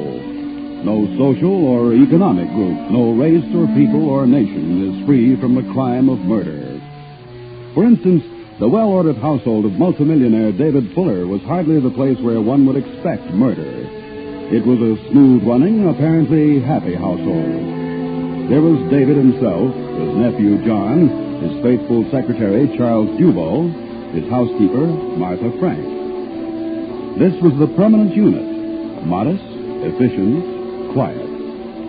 Then, one day, David Fuller called his household together and started the train of events which brought about his own death. Now, John, come in. We've been waiting for you. I'm sorry, Uncle David. I had your message at the office, but there was the usual traffic jam. Hello, Martha. Hello, Charlie. No matter. Sit down, John. Sit down. Thank you. Anything wrong? Well, no, hardly. Just getting my affairs in order, that's all. Oh, in other words, Uncle David, you've made a will. Exactly. Now, Charles here seems to think that what's in that document is nobody's business but my own. However, it's quite simple. The sudden acquisition of comparative wealth may be a shock which can have disastrous results on some very fine people. I want you all prepared to handle money. Me, Mr. David? Me with money? The income from $250,000 will be yours, Martha, as long as you outlast me. Oh, sir. That's one provision of the boresome legal document whose legal language I refuse to confuse you with. Now, I have made certain provisions for my favorite charities, and then, well, you two young fellows have been the nearest to sons I've ever had. So the residual estate, about $1 million, will be divided equally between you. What? After taxes and all, you'll have about $500,000 apiece. Uncle David. Oh, really, sir? Don't you think... Well, after all, I'm no blood relation. Well, you've been closer to me these 10 years than anyone but John, and it's my money. I earned it. May I say something, Uncle David? Of course, John. Just that I don't want Martha or Charlie to think that I feel they're getting something I ought to have. You've given me a home since Dad died, and anything I've ever wanted. All I can say, sir, is that I hope and I trust that it'll be a long time before any of us see that bequest.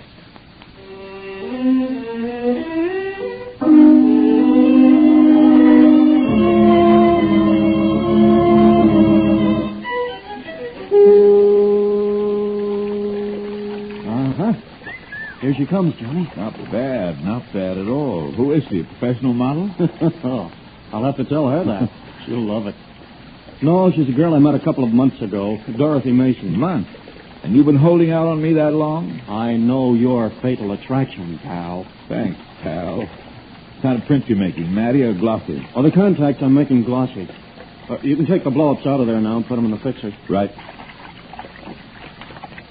The curry plate ready? It's still on the shelf. Get it, will you? Sure. Hey, what's that doing there? Ammonia compound. No dark room complete without it. What for? Ever read the label on the ferrocyanide bottle? No. All I noticed was the skull and crossbones. That's when I decided the glossy finish was for other folks. Me, I'll stick to the matte finishes. I don't like poison. Well, just in case, ammonia is the antidote for poisoning by potassium ferrocyanide. Formula K3FeCN6. Charles Dubo, the complete secretary, even to chemistry. Oh, why not? Majored in it at college. Took up shorthand when I had to earn a living. That's funny. I took it, too. Chemistry, I mean. But just freshman stuff. Never fooled around with the cyanide.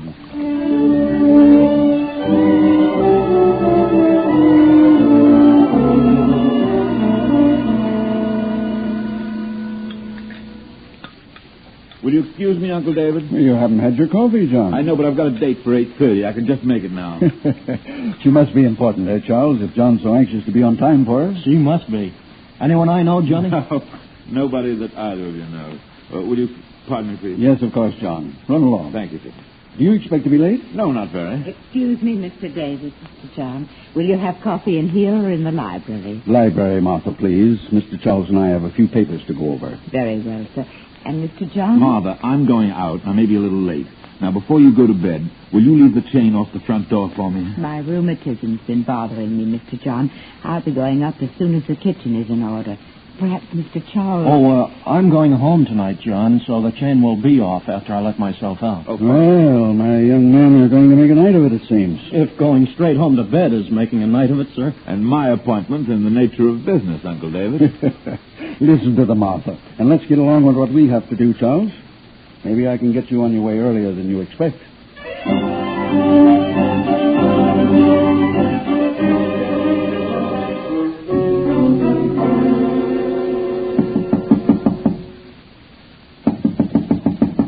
Okay, come in. Good evening, Mr. Carter. My friends and the people who owe me money call me Toppy. Maybe because they know I always come out on top. You got the dough? No, I haven't. All right, then. What are you doing? Making a phone call, obviously, to a Mr. David Fuller. You can't do that, Toppy. Oh, can't I'll I? get the money. Somehow, somewhere, but you can't call my uncle. He'll disinherit me. He thinks gambling is a sucker's racket. Isn't it? For the suckers who gamble? Now, please, have a little more patience, Toppy. I came on the minute tonight so that you'd know that I mean to pay. Never mind the crybaby act, Fuller. You're old enough to know what you've been doing. You signed this IOU, didn't you? For 10 grand? Look, Toppy, if you'll only have a little patience, if you'll only wait a little. I'm coming into money in my uncle's will. How long am I supposed to wait for that? Only until my uncle dies.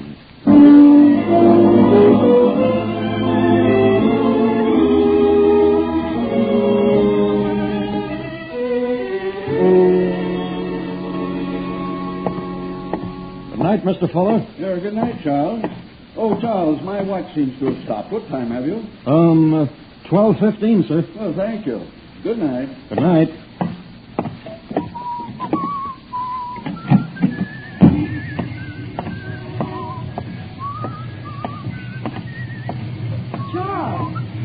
Charles, dear.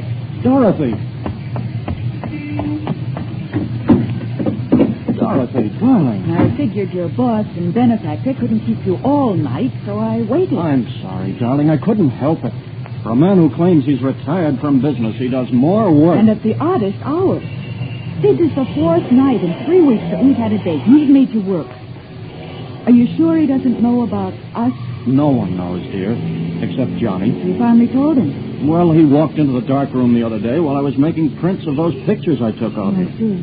By the way, I've got the glossies with me, having the enlargements framed. Do you want to see these? I want to see you. I'm in love with you. Heaven help me. Now I want to be with you. And I want to be with you for the rest of our lives. It looks from here as if the rest of our lives is going to be a mighty short period. Well, I can't leave him now. I know. I've heard it before. The will again. $500,000 after taxes. Isn't that worth waiting for? I'd like to spend a little of it while we're young enough to enjoy it. I know, darling, I know. Maybe... You never know with anyone as old as he is. Maybe it'll be all over sooner than you think.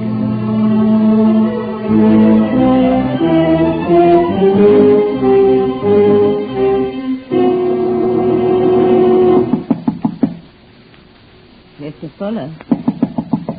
Mr. Fuller, it's 9 o'clock. Mr. Fuller. Are you up, Mr. Fuller? Funny. He's always up by this time.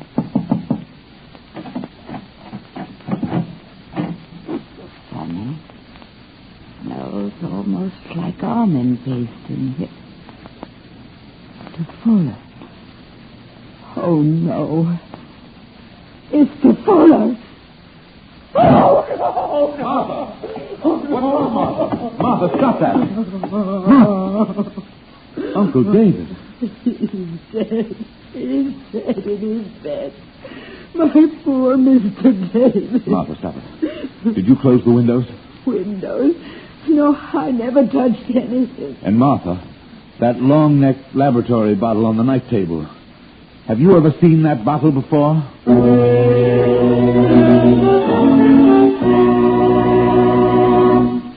In just a moment, Crime Does Not Pay will continue with Glossy Finish.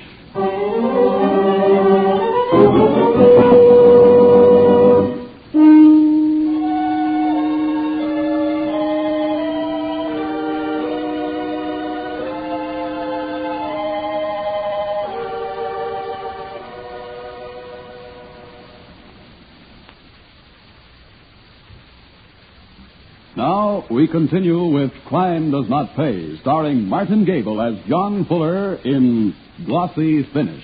There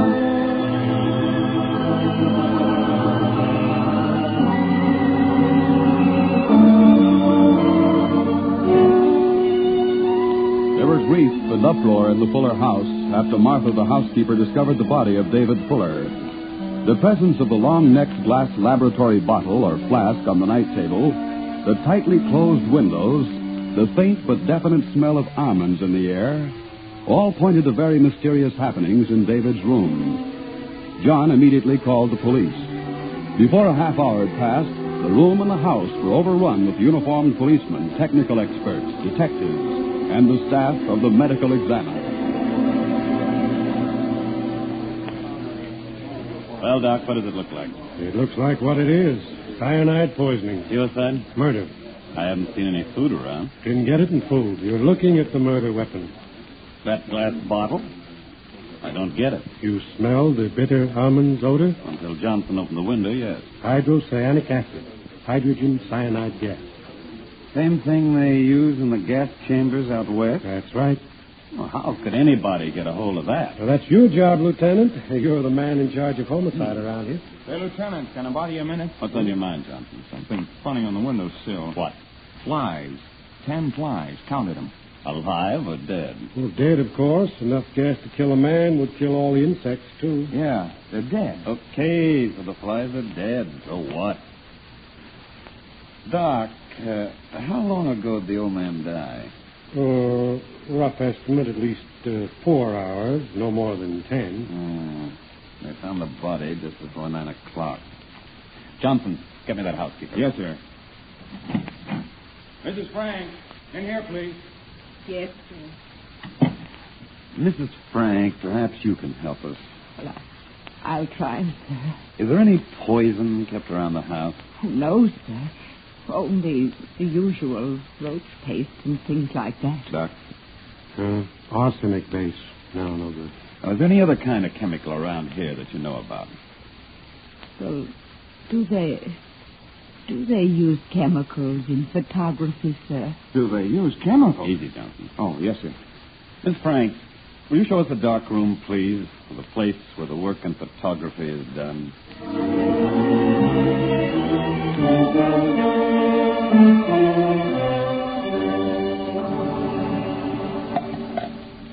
Quite a layout, Lieutenant.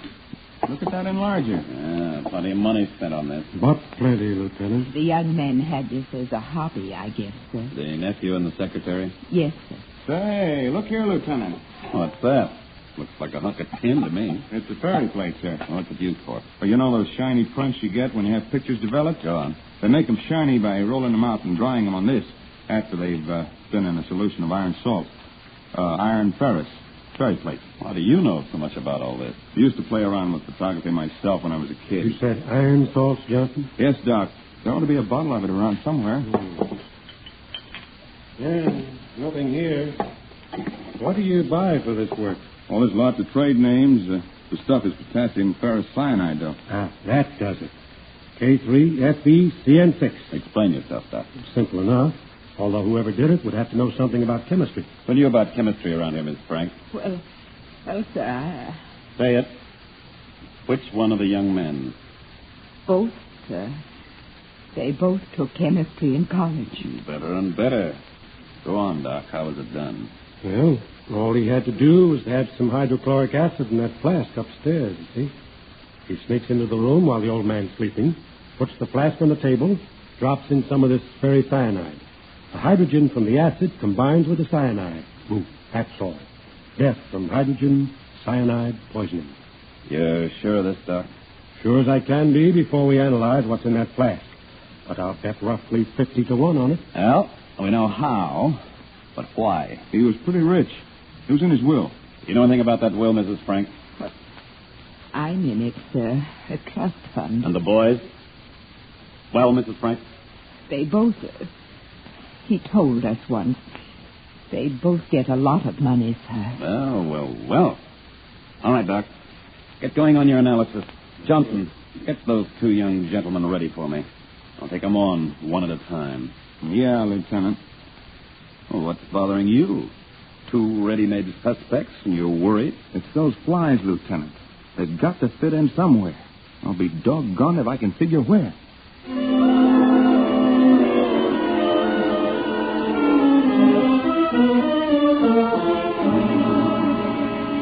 You are Mr. Fuller's nephew?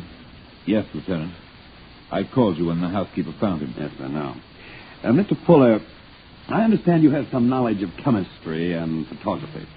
Well, photography quite a little. As for chemistry, I had about a year of it in college. How long ago was that? Longer than I care to think. Most of us feel that way after a while. Mr. Fuller, what time did you come home last night? About 1 or 1:30 this morning. Was that late for you? Some. I asked Martha to leave the chain off the door. Uncle David always insisted on chains and bolts at night. That's an odd object you're tossing in your hand. Oh, this is a chip from a gambling den. One of my friends had it. Never saw one quite like it before. May I see? Certainly. Monogram. Mr. Fuller, did you put the chain on the door when you came home last night? To be frank, I don't think I did. I see. Then, in that case, anyone with a key to the front door might have had access to this house even after you came home. Well, surely, Lieutenant, you don't think that Charles Dubo had anything to do with... Your uncle's death? I'm not thinking anything at the moment, Mr. Fuller. I'm merely gathering the facts and sorting the truth from the window dressing.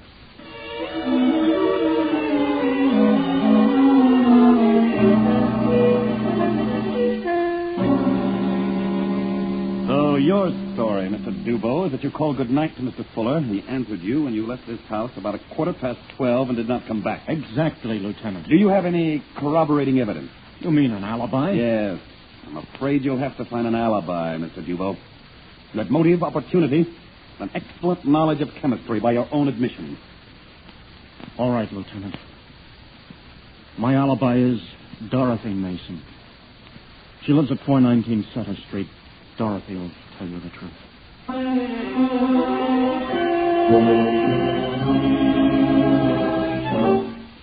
Yes, I waited for him, Lieutenant. I was angry. Another broken date. I wanted to have it out with him. And when did you separate? It was late. How late? I'm sorry, Miss Mason. I must have the answer. It was after sunrise. I see. I doubt if it will be necessary for this to go any farther than me, Miss Mason. Thank you, Lieutenant. One more question, Miss Mason. Has Mr. Dubois ever made any statement to you about his employer, about the will, about any possible desire to see Mr. Fuller dead? Yes. Last night, when I was quarreling with him, he did say Mr. Fuller might die soon.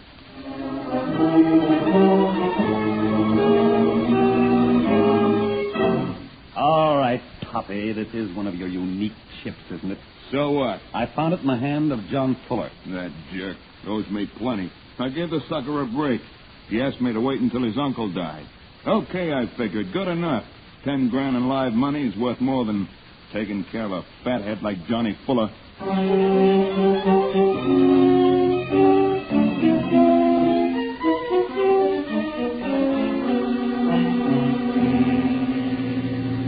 Oh, what have we got? Poison available.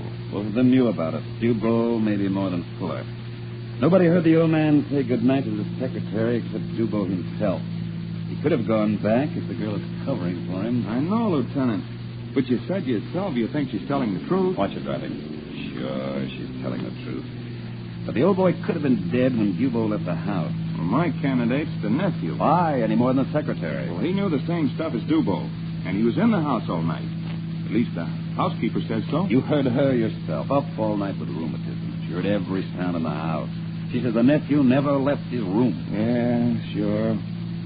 Maybe he wore woolen socks. No noise. Only one thing we left out, Johnson, the time. It had to be done between 11 at night and 5 in the morning. Well, that's how we've been figuring. But there's something else we left out. What, for instance? The flies. 10 dead flies on the windowsill. You and those flies, Johnson, for the love of... Hey, wait a minute. Think you got something? I think I've got the killer. Turn back, Johnson. Use a siren. We're heading for the residence of the late David Fuller.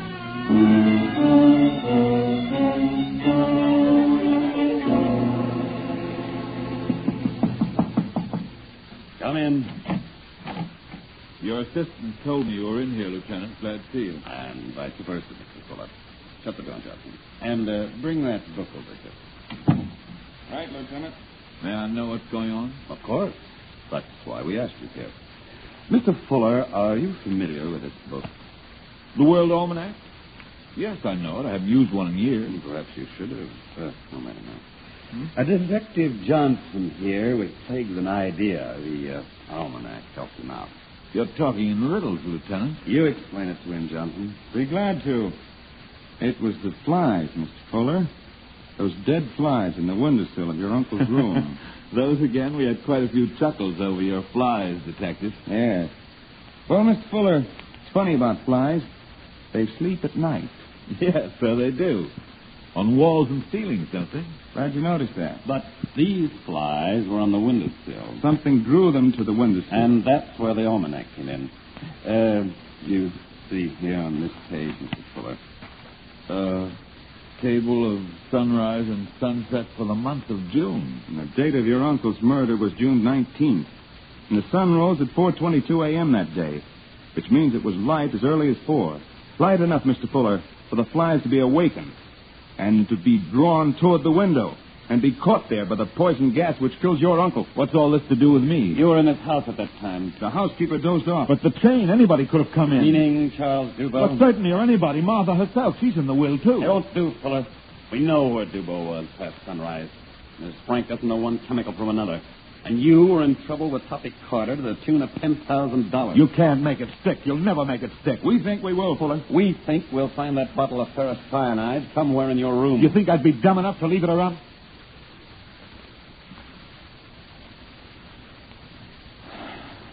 All right. You win. But I came close, didn't I? As close as anyone could and not get away with it. Like coming close to winning at Toppy's and then dropping every dollar. Uncle David would rather enjoyed it, I imagine. Having his death avenged by a few dead flies.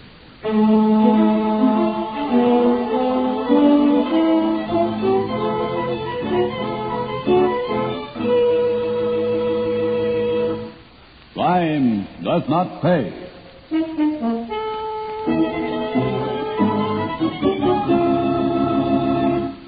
Martin Gable, who was starred as John Fuller in Glossy Finish, will be back with you in just a moment.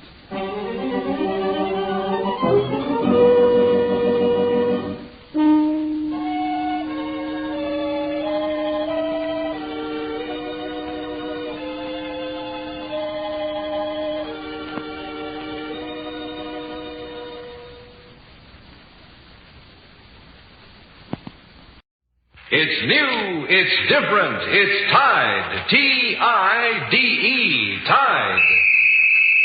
Now, Gangbusters, presented in cooperation with police and federal law enforcement departments throughout the United States.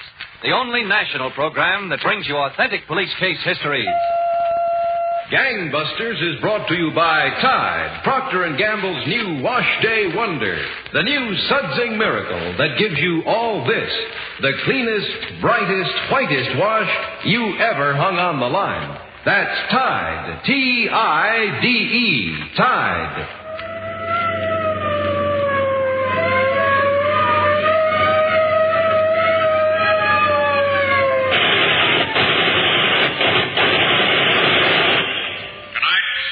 Presents the case of the Incorrigible killer, who broke out of prison, then broke back in, only to find that when the brakes run out, the penalty is death.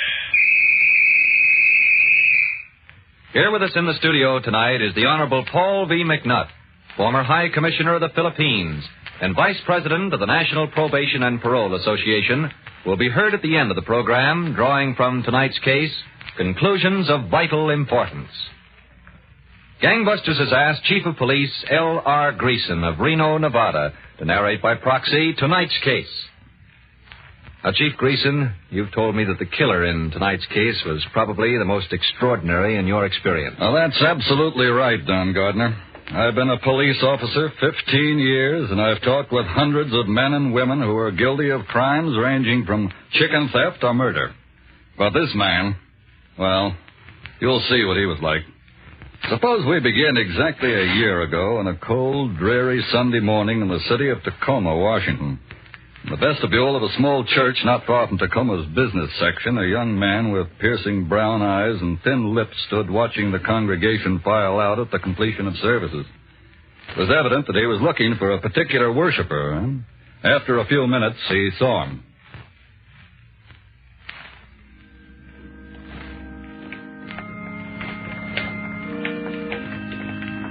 Hello, Rick. What? Where you going? Dave. What were you praying for, me? This is the surprise of my life, Dave. Is it? Let's go over there out of the crowd. Look, Dave, I got some people waiting at home. Come on, kid. Yeah, okay. So it's a surprise of your life, huh, Rick? Yeah, I thought they gave you 5 years. Wasn't there nothing in the papers about my breaking out? No, I didn't see anything.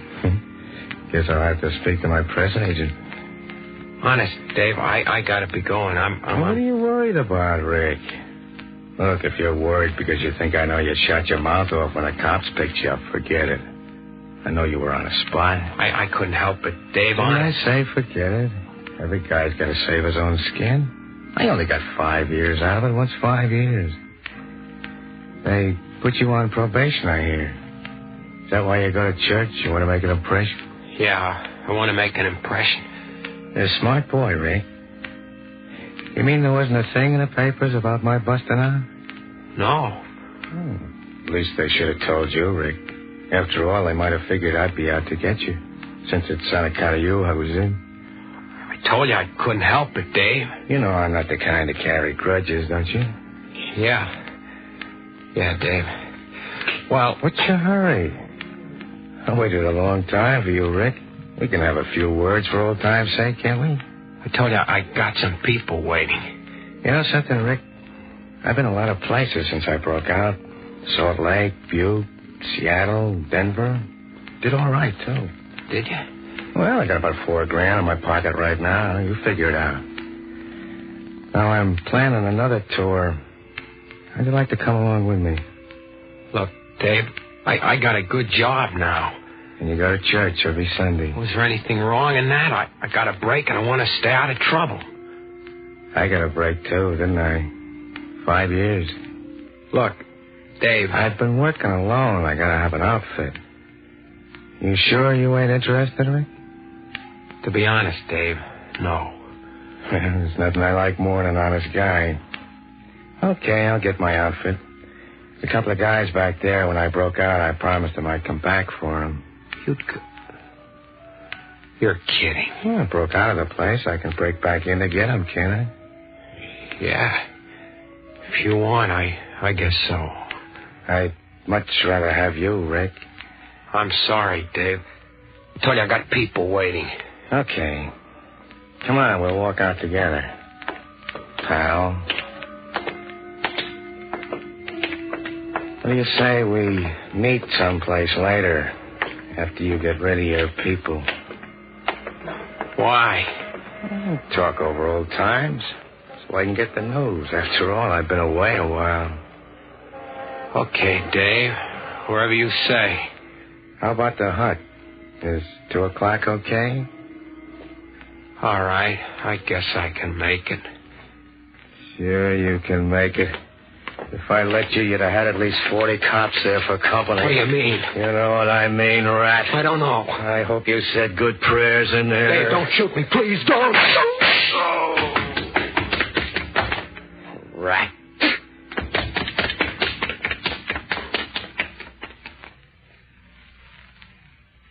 Well done. Tacoma police had no difficulty fixing the guilt in that shooting.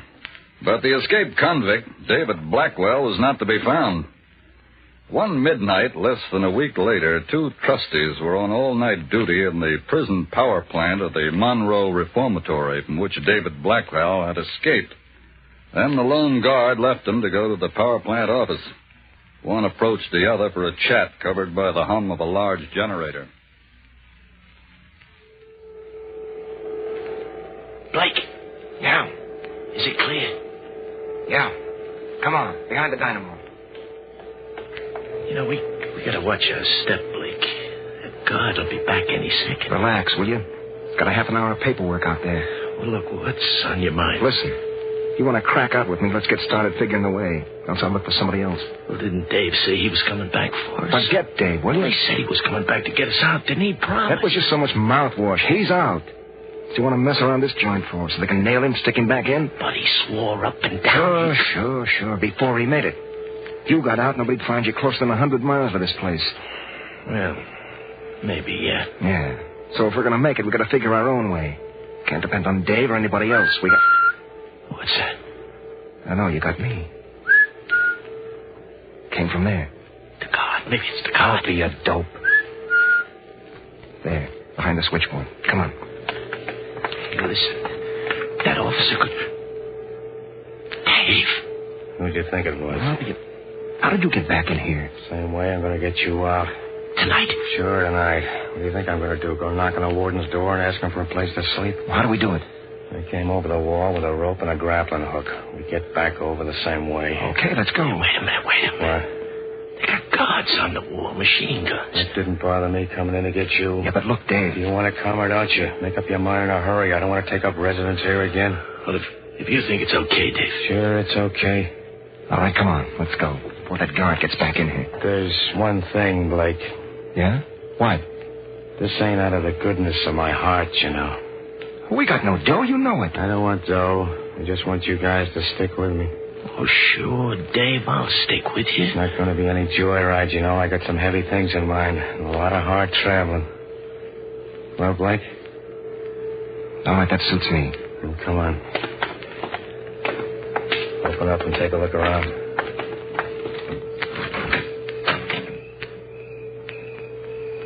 No, I don't see anybody.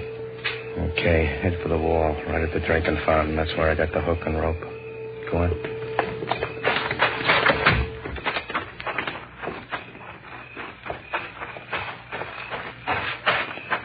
Right against the wall. There's a guard in that tower. Watch it. Stay flat against the wall and get the hook. All right. Yeah. Okay, I got it. Now listen to me. There's 3 of us. We can only make it one at a time. Go up fast and quiet. All right, go on. Throw that hook up. I hope it catches. It will, don't worry. Here goes. It's over. Then we'll pull it tight. Easy, Dave, easy. I think it's okay. Watch us, didn't catch. Oh. Flat against the wall. Stay there. Try it again, Dave. That thing might never hold. It got me inside, didn't it? It'll get us out. I'll take another shot at it. Here goes. Now, hold it tight. Looks like it's going to be okay. It's holding. Okay, Arnie, up you go. Lay flat on top of the wall. Yeah. But make it snappy. He's up. Okay, Blake, you're next. I don't need to be coaxed. All right. Hurry. Hurry up. Come on, Arnie. Give me a hand. Yeah. Grab hold. Yeah. Oh, we're making enough noise here to turn Shut it up, on. will you? Shut up. Come on up, Dave. Yeah.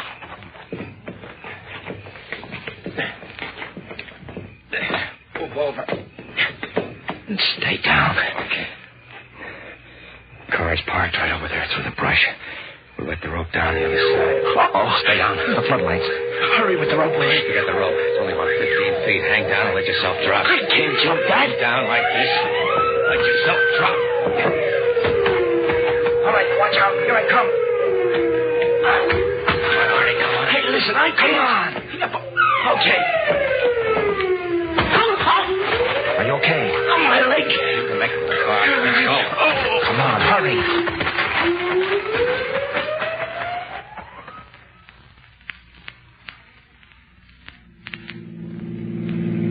But why Reno, Dave? Tell me. Reno's over 1,000 miles. There ought to be someplace closer we can light. I say it's Reno, and that's final. After all, Blake, he got us out, didn't he? If Dave wants Reno, I say okay. Any place he wants. Well, I just want to know what he's got in mind. I got plenty in mind. Only the first thing is for you two to get rid of those monkey suits. Yeah, that would help. We ought to be over the line into Oregon by the time the store's open. I'll buy you some clothes there. Yeah, what about guns? I got a couple for you in the trunk. No kidding, Dave. Hey, this is sure whitey you everything. Don't worry about it, kid. You'll pay me back. With interest.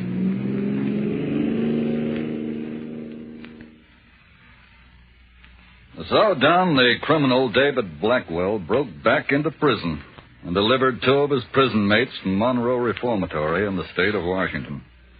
The 3 of them headed immediately for Reno, Nevada, where they planned to spin the wheels of chance with their lives in the balance. They placed their bets, and the wheels stopped on red. Blood red.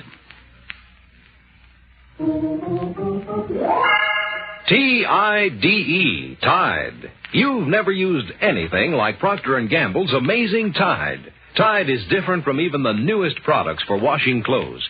Nothing you can buy will wash clothes as clean as Tide. That includes all your family wash, your good linens as well as your greasy work clothes.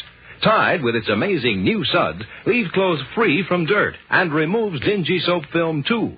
Yet, with all this miracle cleaning power, Tide is truly safe for all your washable colors. In fact, Tide actually brightens those soap-dull colors. And in hardest water, Tide gets your white things whiter than any other washing product known. What's more, Tide keeps them white week after week, never turns them yellow. So get Tide. Get the only wash day product known that gives you all this. The cleanest, brightest, whitest wash you ever hung on the line. Tide's in, dirt's out. Tide's in, dirt's out. Tide gets clothes cleaner than any soap. Any soap? Yes, any soap. Tide gets clothes cleaner than any soap. T-I-D-E, Tide. Now back to Gangbusters. You were telling us, Chief Greason, that 3 escaped convicts led by David Blackwell headed for Reno, Nevada, where Blackwell promised them a spree of robbery and plunder. Oh, that's right, Don. In the afternoon following their arrival, the 3 criminals were sitting around a table at a bar on Center Street. Their conversation covered by the music from a jukebox and the gaiety of the resort town crowd. What is your rush, Dave? We drove 1,000 miles. I've been cooped up 2 years. Reno ain't such a big place, you know. I want to enjoy it a little before we get red hot here. Ah, Blake. You didn't come to enjoy the sights, Blake. I can't keep dishing out dough to the two of you. You got to earn some. Well, give me a chance to get my bearings. How about it, Arnie? Don't you think we ought to do a little relaxing first? Well, I'd like to, but Davis got a point. After all, he came and fetched us. We ought to do what he wants. Look, do you think because he came after us I'm going to bow and scrape all my life? If you do, think again. Nobody's asking you to bow and scrape all your life, but we're going to get that job done this afternoon. Come on, Blake. Be reasonable, will you? Okay, have it your way, Dave. That's the only way I will have it. Well, what is it you got in mind, Dave? There's a saloon down the street. Charlie's, it's called. What's in a saloon? You want whiskey, buy it. Keep your mouth shut and listen. Yeah, Blake, cooperate a little, huh? Okay, let's have it. It ought to be a cinch. We use the new car. You stay behind the wheel, Blake. I'll go inside first and I'll play the slot machine. What about me? A minute or so later, you walk in, Arnie. You go to the far end of the bar by the piano player. I'll walk up to the barkeep and ask him for more change. When he opens the register, pull out your heater. Okay? And if I didn't like it, so what? It's okay with me, Dave. All right, let's finish up our drinks. Then we'll hit Charlie for a touch.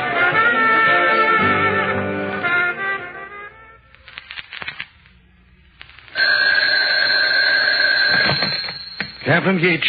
Sergeant Glass, Captain. You know that Buick with the Washington plates we found parked on Sierra Street? Yes, what about it? The Washington State Police just answered our wire. It was stolen in Seattle last Sunday. Oh? Well, that's not all, Captain. They add the car may be the one that was driven by some escaped convicts. Broke out of Monroe Reformatory up there night before last. Have there been any cars reported stolen here in Reno since we found that Buick? No, Captain. Nothing's been reported. And there's a good chance those guys may still be in town. Washington police sent along pretty good descriptions of them. Okay, Al. You get a hold of Cowan and Reed. Between the three of you, check all the hotels. See if you can turn them up. Yes, sir, Captain. Right away.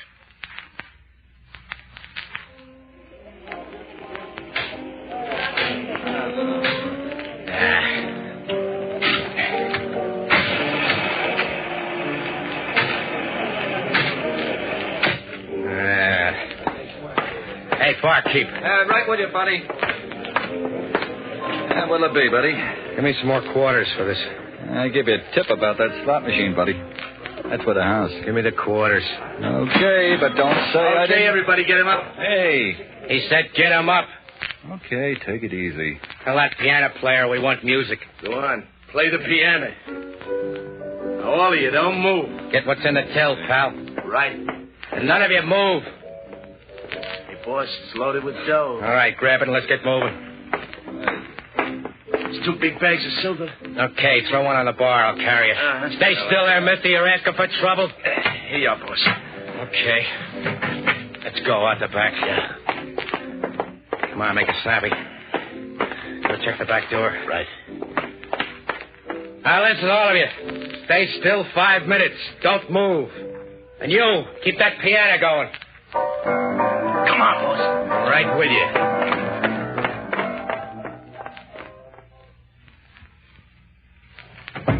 Captain. Yes, Al? A stick-up Charlie's Cocktail Lounge in South Virginia Street. Oh? 2 guys inside and apparently a third in the car. They got nearly $2,000 in cash. Nobody saw the car. You think those are the same ones who abandoned that stolen Buick? The Washington escapees? Well, the second man in the deal answers the descriptions, but the one giving the orders was a 6-footer. Then they apparently had a third one waiting in the car. We only got a report on 2 escapees. There was a Chrysler reported stolen a little while ago. Well, yes, Captain, I heard about that. Nobody in the neighborhood remembers seeing a Chrysler pull away. All right, let's go on the basis that it is these Washington fellows. And get busy on that hotel check. If these boys haven't flown out of town already.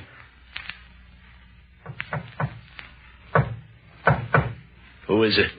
What do you think it is? Open up. It's Dave. Okay, Dave, just a second. Come in. Well, I've been nosing around town a little. Hello, Blake. Hi. Did that little job cause much talk? Sure it caused talk. And we're hotter than beer at noon. Do you think so, Dave? We're not hot. Oh, no? This is the biggest little city in the world, but it's still little. I said we're to pick up another car and get out of town as fast as we can. We'll get out of town, all right. We'll get out of town after we knock over one more joint. Are you kidding? Would I be saying it if I was kidding? What are you trying to do, get us nabbed? We should have been on our way as soon as we knocked over that saloon. We had no business staying holed up in this hotel. Have you said your piece, Blake? Blake, you shouldn't fly off like that. Well, this is stupid. When I don't like something, I speak out. It's a good idea. Always speak out. I always want to know what's on your mind. But we take the other joint. Now, listen. Blake, cut it out, will you? Didn't he crash us out? Didn't he risk his neck to do it? We ought to listen to him. Okay, I'll listen. But because I listen, it don't mean I'll do. If we pulled another deal, they couldn't want us any worse than they want us now, could they? We ought to be on our way. Cops catch up with us, I'll have time in Nevada plus time in Washington. Why invite trouble? If a cop catches up with me, only one of us is going to walk away from it. No. Hey, what are you talking about, cops catching up with us? I don't even want to think about it. This new deal is more of a cinch than the last one. Yeah, they're all a cinch. Till you get nailed. And we kiss Reno goodbye tomorrow morning. I got your word for that? Didn't he tell you? You got my word. Okay, what's it all about? There's a place on East 4th Street, the U.S. Highway 40 Tavern, they call it. Yeah, I remember seeing the place when we drove in. They cash paychecks. They're loaded with cash. We'll take them at midnight. Okay, we'll make the touch. And blow Reno in the morning. Yeah, and blow Reno in the morning.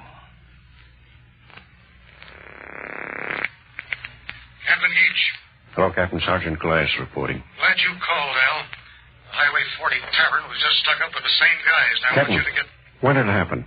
Well, about 20 minutes ago. Why? I'm calling from the lobby of the Carlton Hotel. There's 3 guys checked in here. 2 of them answer the descriptions. Were they in their room during the last hour or so? No, Captain. They just walked in the lobby a minute ago and went upstairs right before I called you. They were in a hurry. They could be the ones, huh, Al? I'd give odds they are. What's the setup there? They've got a 2-room suite on the 3rd floor, and there's only one door to the suite. It's far enough away from a fire escape. Okay. You stick around the lobby there. I'll bring Cullen and Reed over, and we'll give you a hand. If they try to leave the hotel in the meantime, pick up all 3 of them. And if they don't? We'll give them a chance to get asleep. Then we'll wake them out of their slumber.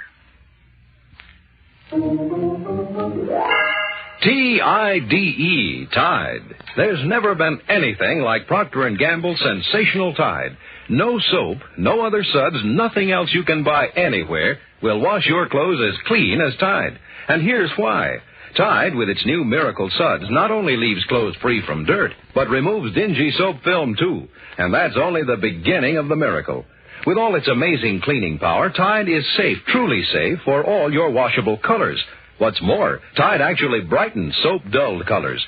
And listen to what Tide does for white things. In hardest water, Tide gets them whiter than any other washing product known. And Tide keeps them white week after week, never turns them yellow.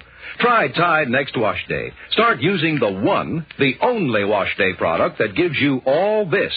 The cleanest, brightest, whitest wash you ever hung on the line. Tide's in, dirt's out. Tide's in, dirt's out. Tide gets clothes cleaner than any soap. Any soap? Yes, any soap. Tide gets clothes cleaner than any soap. T-I-D-E, Tide. Now back to Gangbusters.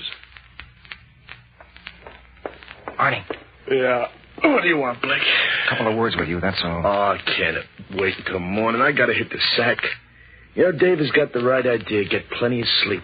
That's what I'm going to do, too, and then I'm going to... Sit still a minute, will you? Oh, what is it? Now, look, I got a sneaking hunch Dave wants to pull a 3rd job here in Reno. Oh, now, you know that ain't so, Blake. He promised we'd pull out tomorrow the first day. Yeah, he promised.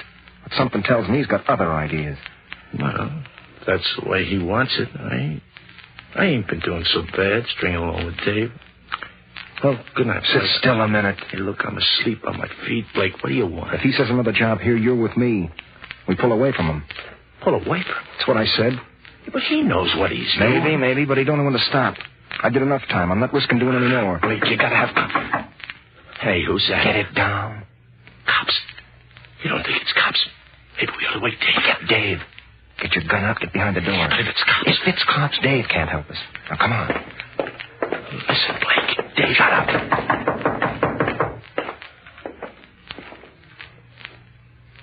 Yeah? What do you want? We're police officers. Open up. Open up. Okay. What's the idea, mister? I'll tell you what the idea is. March it, Captain. There's one behind the door. Come on, man. Hey, look out. Come here, you. Let go of me. Shoot out. I just want to hold you. He's out. All right, mister. Talk and talk fast. Where's the other one? What other one? Come on, where is he? Okay, he's in there asleep. You're sure he's asleep? Yeah, I'm sure. Well, we'll see. Where's the light switch in there? Right inside the door, on the right. Cowan, Reed, watch these two. Got you, Captain. Glass, let's go. Right with him. Okay, you open the door. I'll reach in for the light. Yep. Sound asleep. Come on over to bed. Let's pull back the covers. Watch him, Captain. He's not asleep. You said I'm not. Oh, that ought to hold you two for a while. Everything okay? No, it ain't okay. Here's one for you. Why, you... Oh, Now, settle down. take it easy, copper. I'm through. I'm hurt bad.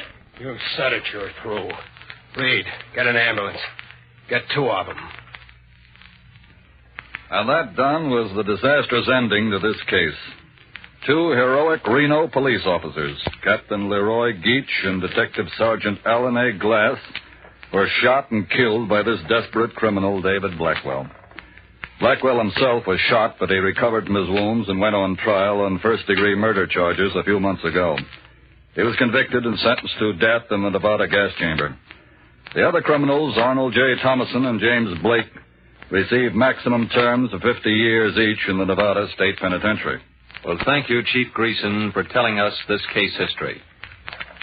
And now, Gangbusters is privileged to present the Honorable Paul V. McNutt, former High Commissioner of the Philippines and Governor of Indiana, speaking as Vice President of the National Probation and Parole Association. The Honorable Paul V. McNutt. We have heard a dramatic story, a tragic story. In one form or another, it is a story all too common in America today. What can we do about it? Law enforcement? Yes. Efficient police work is essential to protect you and me and all of us. But we must do more than catch criminals and send them up. We must prevent crime. We must do everything possible to reclaim young offenders before they become criminals. Firm guidance from understanding judges and probation officers and from parole officers in cases involving parole can help to avoid lives of crime and tragedy. Trained men and women, such as the members of the Western Probation and Parole Conference who have heard the program in Phoenix tonight, are needed in every court dealing with young and first offenders. To provide such guidance, to assist those skilled and sincere workers with beginners in delinquency, the National Probation and Parole Association is working today through its offices from coast to coast with trained specialists in the field of crime prevention. It is a non-profit organization supported entirely by voluntary contributions, and its services are available to your community. It's ready to help you and your courts and probation officers, the agencies in your town. And in turn, it needs your help and support to carry on its great work.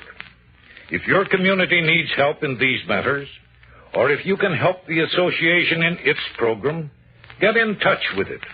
The National Probation and Parole Association, with offices in San Francisco, Chicago, and New York. Here is its platform: effective treatment of delinquency and prevention of crime throughout America. In short, protection for you and a square deal for youngsters in trouble.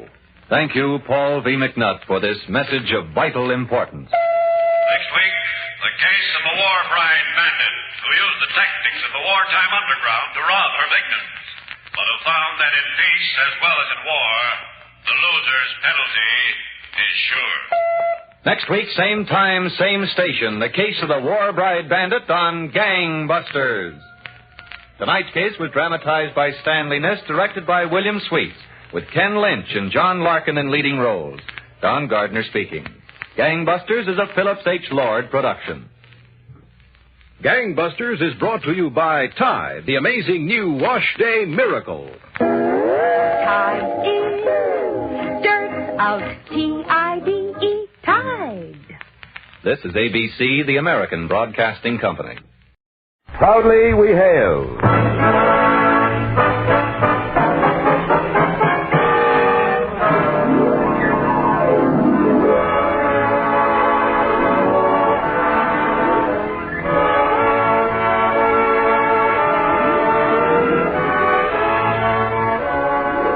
From New York City, where the American stage begins, here is another program with a cast of outstanding players. Public service time has been made available by this station for your Army and your Air Force to bring you this story, as proudly we hail Jean Lafitte.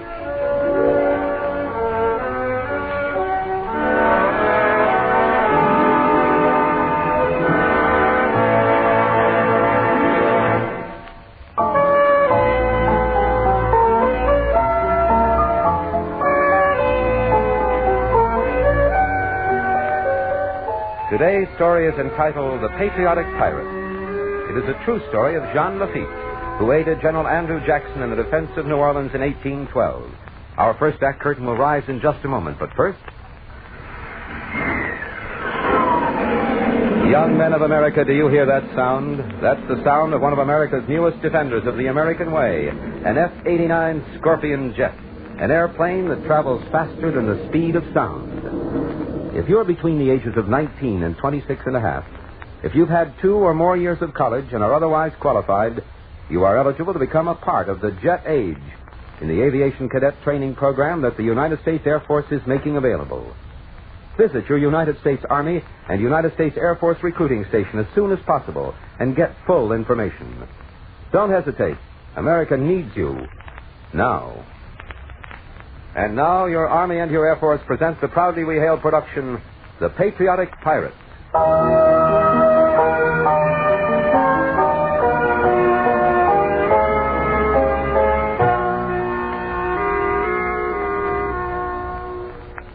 If you've ever been to New Orleans, you know the charm that pervades the colorful and historic French Quarter. As you wander through this old section of town, you're bound to come upon a place called Jean Lafitte.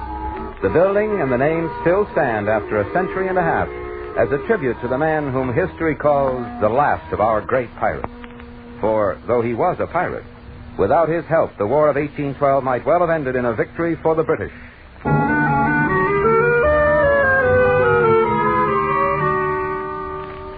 Already, the British had made a thrust from Canada. Their main object was to capture New Orleans and thus close the mouth of the Mississippi to commerce. But General Andrew Jackson had different ideas. Old Hickory declared martial law and set about converting the gayest city of the New World into an armed camp. I'd say your speech was very well received by the people. You're very kind, Mr. Livingston, but I'm afraid the populace wasn't too impressed with me as an orator. I just told them the redcoats will only reach this city over my dead body. And by the eternal, I mean it. We all know what a rich prize New Orleans would be for the British. We've been prevented from doing anything about it only because of the jealousy and political intrigue that pulls the city apart. But I always thought that Governor Claiborne was a very conscientious man. Oh, he's conscientious and well-meaning enough, but he just doesn't have the force to weld the various elements together. They need an iron hand to guide them, and you're the man for the job. Mighty nice of the governor to invite me to stay at his home. It'd be quite a luxury after what I've been through at Pensacola and Fort Montgomery. I can well imagine. I wouldn't mind it so much. I can do without sleep. But by the eternal, this stomach of mine, it gets upset. I can't keep anything down but a little boiled rice and hominy. I must say it hasn't dimmed your ardor any. Oh, here we are already. That was a quick trip. I thought it'd take much longer. Well, evidently we've arrived before the governor expected us. I don't see anyone around. Here, let me help you, sir. That's all right. I can manage. We might as well go right on in. He's probably in his study. My guess would be that he's having another crisis. Probably over that Lafitte fellow again. Jean Lafitte, the buccaneer? Yes. After you, sir. Oh, thank you. Well, it sounds as if my guess was correct. It does sound rather riled. It must be about Lafitte. I must say, in the face of things, it would seem wiser to enlist Lafitte and his men to our cause rather than fighting him. Well, as a matter of fact, I've made that very suggestion to Claiborne, but he'll not hear of it. I would knock, but the door's already open. Livingston. I hope we're not intruding. Yes, Livingston. And General Jackson. I had no idea you'd be here this soon. I had meant to receive... this is a great honor to meet you, sir. The honor's all mine. I'll show you. I was telling Livingston here how much I appreciate your hospitality. Oh, well, it's nothing, sir. Going to introduce me, Papa? What? Oh, yes. Yes, of course. General Jackson, this is my daughter, Catherine. And a credit to your father's half. Thank you, sir. I say, Miss Catherine, that's a very beautiful shawl you're wearing. I don't believe I've seen it before. I'm afraid it's responsible for Papa's violent outburst just before you came in. How so? Well, you see, sir, I bought it at an auction this afternoon. An auction held by the very famous Jean Lafitte. Uh-huh. I thought so. It's incredible, General Jackson. In my own house, in my own daughter, I find a sympathizer of this bandit, this pirate, this fugitive from the law. What laws are those? I'll tell you what laws. It is forbidden for American citizens to attack the vessels of a country with which the United States is not at war. We are not at war with Spain, but this Lafitte and his gangsters seize and rob every Spanish ship that sails the waters of the Gulf. But it's also true that the British are enlisting the Spanish aid whenever and wherever they can. Be that as it may, sir, the law also forbids the entry of goods into the United States upon which a duty has not been paid. This Lafitte smuggles his captured goods through the bayous which lead to the city and sells them to people like my daughter. Who's only too glad to get the things. Perhaps this seems strange to you, General, but Lafitte's quite captured the imagination of New Orleans. He'll hold New Orleans in the palm of his hand before long. It's time I personally took a hand in the matter of breaking up this gang. I can see that. In fact, I'm going to offer a reward for the capture of Jean Lafitte. $500.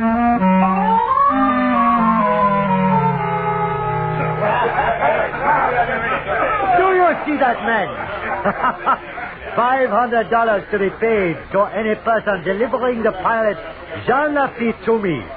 Signed, Governor Claiborne. How about that, man? I have a price on my head. You laugh at this proclamation, John? I laugh at the irony of it, monsieur. $500. Anyone here need $500? If any fool needs money so badly, I'll give him twice as much not to turn me in and a taste of my sword. In fact, I will do better than that. I, Jean Lafitte, offer a reward of $30,000 for the capture of Governor Claiborne. Oh, Jean, I don't think that's very funny. Ah, Catherine, you will forgive me, but your father acts like a stupid fool. When will he realize that I mean him no harm? But, Jean, when will you realize that as the governor, my father does mean harm to you? Why? What have I done? I am an honest man. It is just that I am a victim of certain vices of the law. Nevertheless, there are laws. And certainly you can see how my father feels about anyone who breaks them. Ah, Catherine, ma petite. You must forgive me if I seem disrespectful to your father. I would like very much to be friends with him, I assure you. But he is stupid? Then you agree with me? No, Jean, I don't. He is not a stupid man. It's just that... Well, he doesn't know you as I do. Then why do you not talk to him? Explain that I am not so bad. Am I? Shall we? Oh, Jean, you don't know what you're asking. If he even suspected that I knew you so well, I'm sure he would... Jean, pardon, madame. I must interrupt something in the What court. is it, Pierre? Can you not see your father is busy? I am very sorry, Jean, but I must tell you. As I was talking to Beluche, someone draws up, give me this note and run away. Note? What does it say? Why, I have not had time to read it. Besides, it is addressed to you. Let me have it. To Monsieur Jean Lafitte. Colonel Nichols of the British Marines has directed me to contact you with a proposal to join his forces. The British want you? Quiet. Let me finish.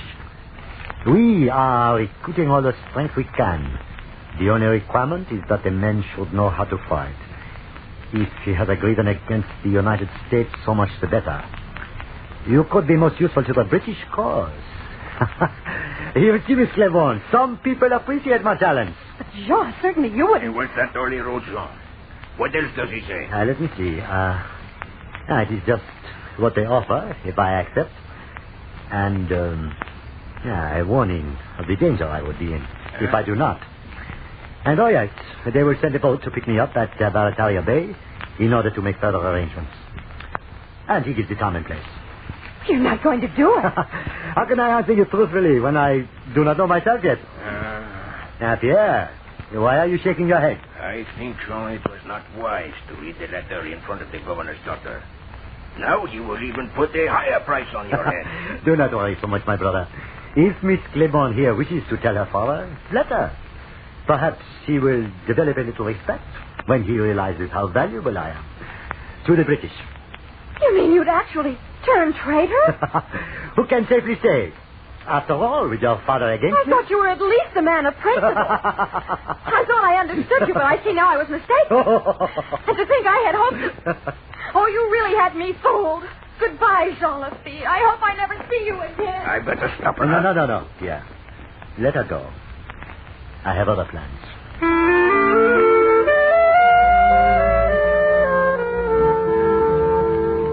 Mr. Livingston, when you described the stagnation in this town, you weren't exaggerating. If I'd only known how things were, I'd certainly have brought more men. Then again, I'm still not convinced that the actual direction of the British invasion won't come from Mobile. But we still have to be prepared. If that's what you can call it. 1 battalion of volunteers and a handful of militia. We haven't enough arms. We've got no money and no credit to increase the supply. But I thought the government has shipped arms from Pittsburgh. They did, but they're still on the way down the Mississippi. So what can we do in the meantime? I've issued orders to fell trees and raise other obstructions in all the bayous leading to the city. Now I've been poring over these maps, trying to figure out the most logical line of attack. What do you think it'll be? Well, there's several. Take a look here. The British take possession of the lakes. They can enter Pontchartrain. From there, use the Bayou St. John, which is... I hope you'll excuse my breaking in like this, General, but... good evening, Livingston. Good evening. What's the trouble, Governor? Catherine has just told me of a meeting she had with that pirate Lafitte this afternoon. Oh? Naturally, I was boiling mad. But when she told me what that rascal is planning to do, I decided to bring the matter right to you.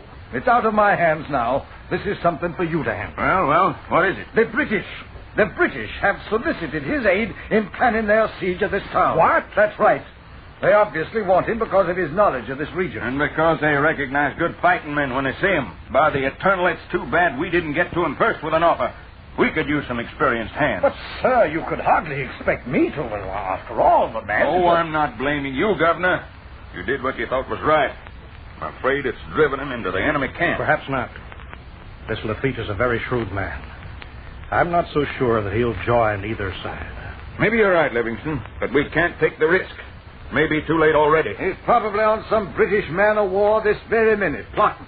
I'll issue an order immediately for the capture of Jean Lafitte, dead or alive.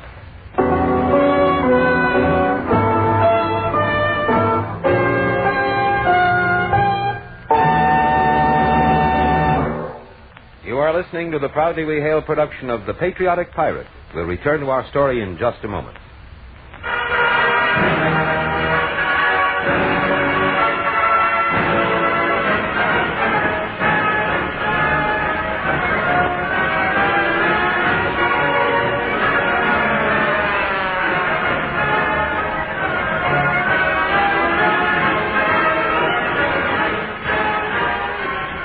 The music in the background is recognizable to anyone as the song of the United States Air Force. Its words ring with the mighty story that began in the era of the flying slippers and continues in the modern jet age. Newer planes mean newer techniques, which in turn must be taught to the new generation. Here is your opportunity, young men of America, and a chance to strengthen the defense of the nation as part of the great Air Force team. Enlist now in the Aviation Cadet Training Program. You have the preliminary qualification if you're between the ages of 19 and 26 and a half and have had at least 2 years of college. Inquire today at your nearest United States Army and United States Air Force recruiting station. Ask about the Aviation Cadet Training Program.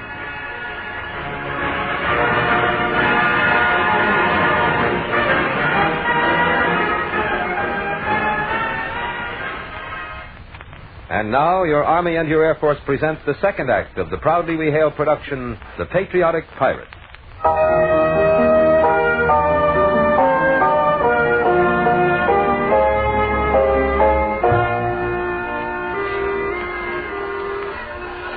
December 18th, 1814 was a Sunday, and General Jackson held a grand review in New Orleans.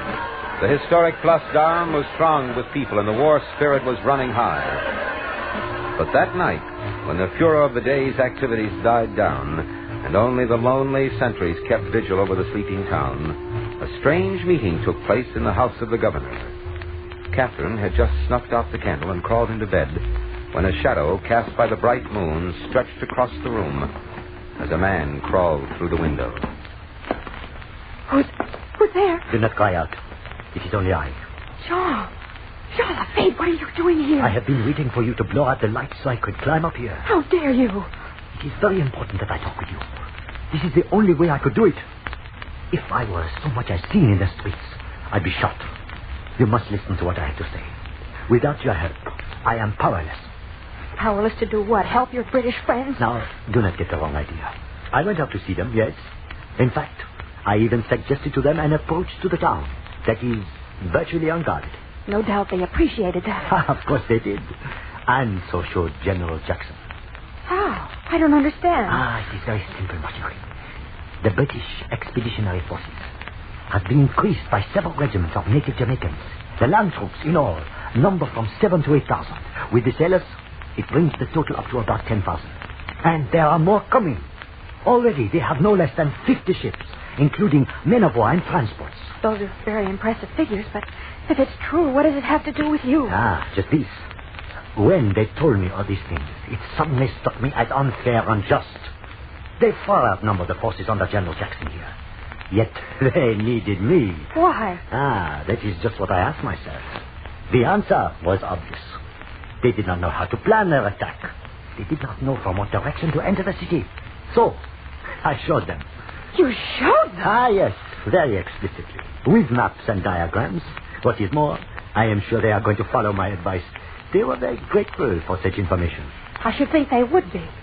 Why are you telling me all this? Why have you risked your life to come here and tell me of your treachery? So, you can arrange for me to meet with your father or General Jackson, so that I can inform them of the British plans. I don't understand this. First you tell the British, then you... Miss Claiborne, I owe allegiance nowhere, and yet, even a man without a country must have something. Be it only an ideal, a dream. Yes, now I have a chance to do something about it. Do you not see? Yes. Yes, I think I do. But how do I know this isn't just another trick of yours? You may be purposely trying to throw us off guard with misinformation. I do not blame you for doubting. All I can do is ask you to trust me. You must. I do believe you. Then take me to your father. Now, at this time of night? Why not? That way, I can be sure he would not have a chance for his guards to put me in irons. No, it's out of the question. He'd be too furious to listen to reason. I'll talk to him in the morning and arrange for him to meet you tomorrow afternoon at the Café Antoine. Very well, if you think it is best. But I will not come unless I have his written promise that it will not be a trap. I swear, if he so much as tries to take away my freedom, I will do nothing to help.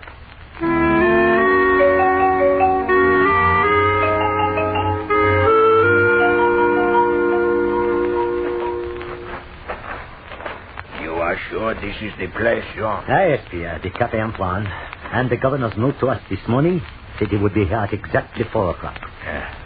Well, we still have a few moments. And the place seems very deserted for a coffee house at this time of day.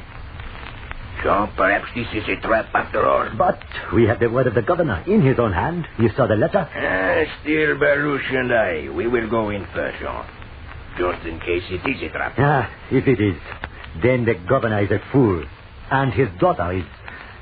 I cannot believe that. Well, all the same, you wait here. Come, Baruch. I'm with you, Lafitte.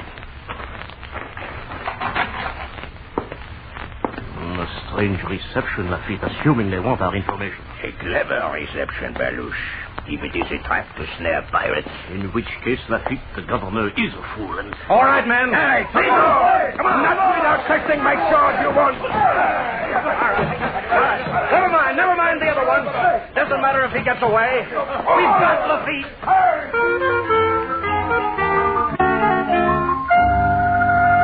Fools! Imbeciles! To let him slip through your fingers. But Governor Claiborne, sir, I was certain we had the right man. I heard the other one call him Lafitte. Idiot! Don't you know Jean Lafitte has a brother? You captured his brother, Pierre. Oh, Papa, do you realize what you've done? You promised. That was no promise. They're outlaws. And you have to treat them like outlaws.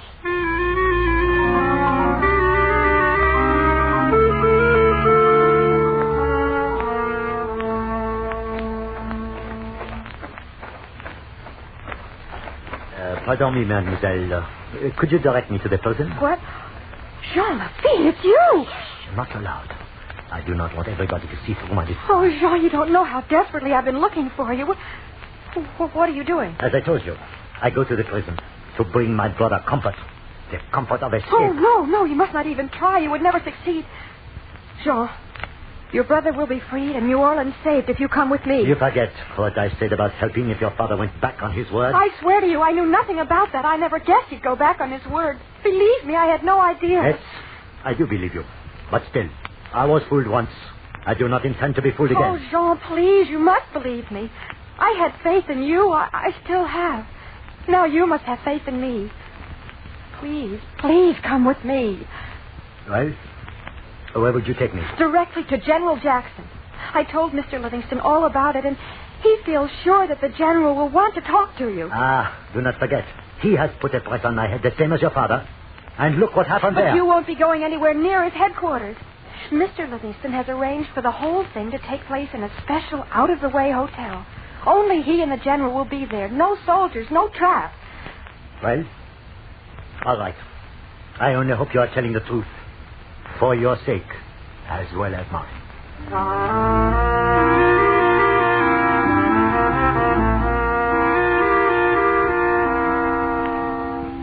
Doesn't look like your friends are coming, Mr. Livingston. It's only half an hour later than was scheduled. We must wait. This whole thing may be a hoax, as you suspect, General. But if it's not, well, we just can't take the chance of ignoring it. That must be them now. I'll let them in. I'm afraid we're late, but we got here just as soon as we could. You did get here. That's the important thing. Come in. Monsieur Lafitte, General Andrew Jackson. How do you do? Monsieur. Sit down, Lafitte. Thank you, sir. Lafitte, if what Miss Claiborne tells us is true, we owe very much to you and to her. But I'd better tell you, you're going to have to prove to me that you're in earnest. Well, sir, I believe I can do it. After all, I realize that my life, as well as my reputation, is at stake. Very true. I notice that you have brought maps along. Very good. However, because of the nature of this information, I would like to request that we can talk in private. I believe that's a reasonable request. But, General, don't you think... Oh, it's all right, Livingston. I'm sure we can accomplish much more by ourselves.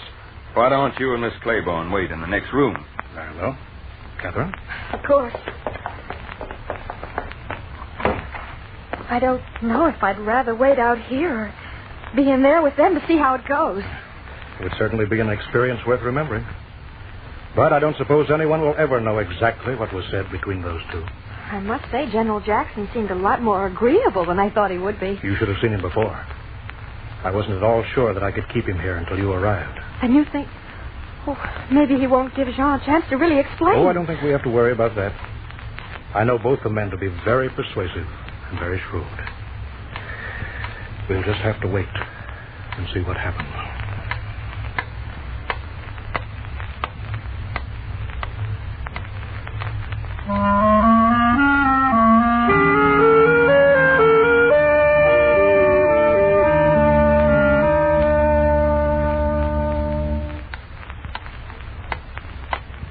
Well, they're still at it. How long have we been waiting? About 20 minutes. I think that's a good sign. How do you mean? If General Jackson wasn't impressed, he wouldn't waste this much time with them. Oh, I do hope you're right. Yes, I can see your concern for the well-being of Monsieur Lafitte. Does it show that much? To an old friend like me, I'm afraid it does. You're quite fond of him, aren't you? Yes, I guess I am. And yet I realize that it's hopeless. I could never hope to win him away from his life, his freedom. Perhaps someday.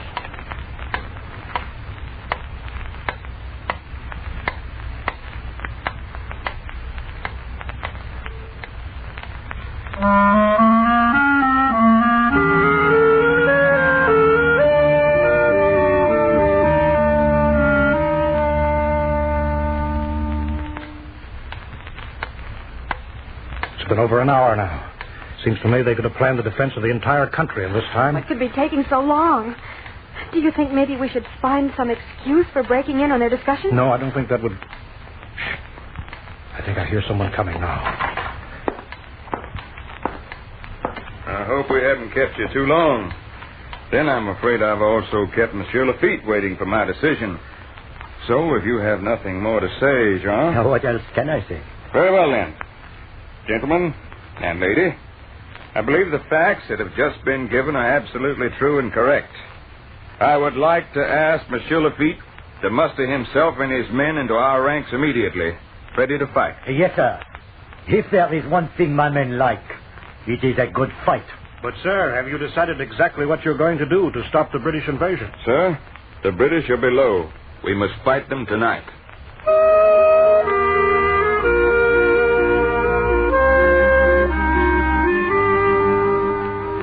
History speaks of the Battle of New Orleans. Actually, there were 4 separate and distinct battles covering a period of 2 weeks. Not until the smoke had cleared away was the overwhelming nature of the American victory realized. The tenacity of the British had cost them no less than 2,600 men. And this stunning defeat the Americans accomplished with the loss of only 8 men killed and 13 wounded. Yes, without a doubt, New Orleans was the decisive battle of the War of 1812. But who knows what the outcome would have been without the help of the patriotic pirate, Jean Lafitte.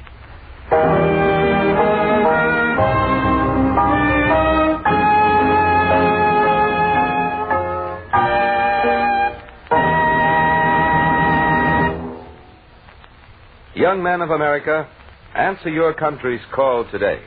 If you're between the ages of 19 and 26 and a half, have had 2 or more years of college, and are otherwise qualified, you are urgently needed to take your place with the United States Air Force as an aviation cadet.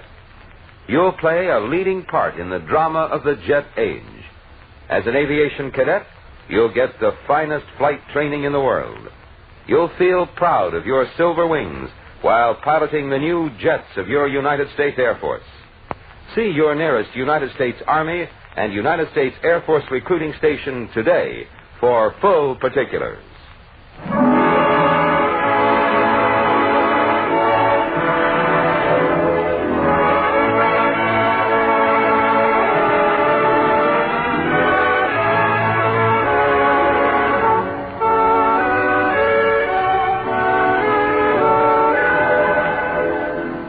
This has been another program on Proudly We Hail, presented transcribed in cooperation with this station by the United States Army and the United States Air Force Recruiting Service. This program featured a cast of outstanding players. This is Kenneth Fanghart speaking and inviting you to tune in the same station next week for another interesting story on Proudly We Hail.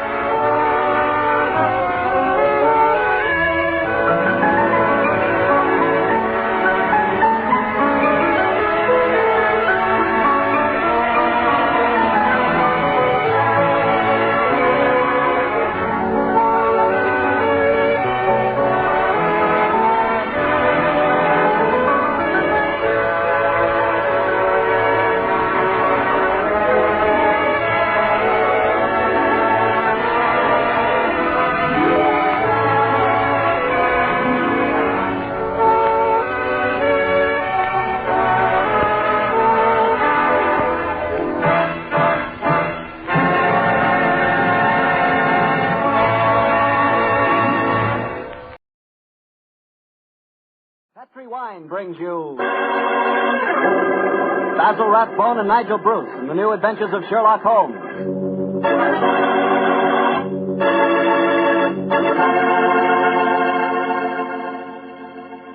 The Petrie family, the family that took time to bring you good wine, invites you to listen to Dr. Watson tell us another exciting adventure he shared with his old friend, that master detective, Sherlock Holmes.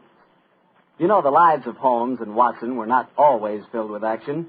They spent many a quiet evening at home in Baker Street, discussing the problems of the world over a glass of port.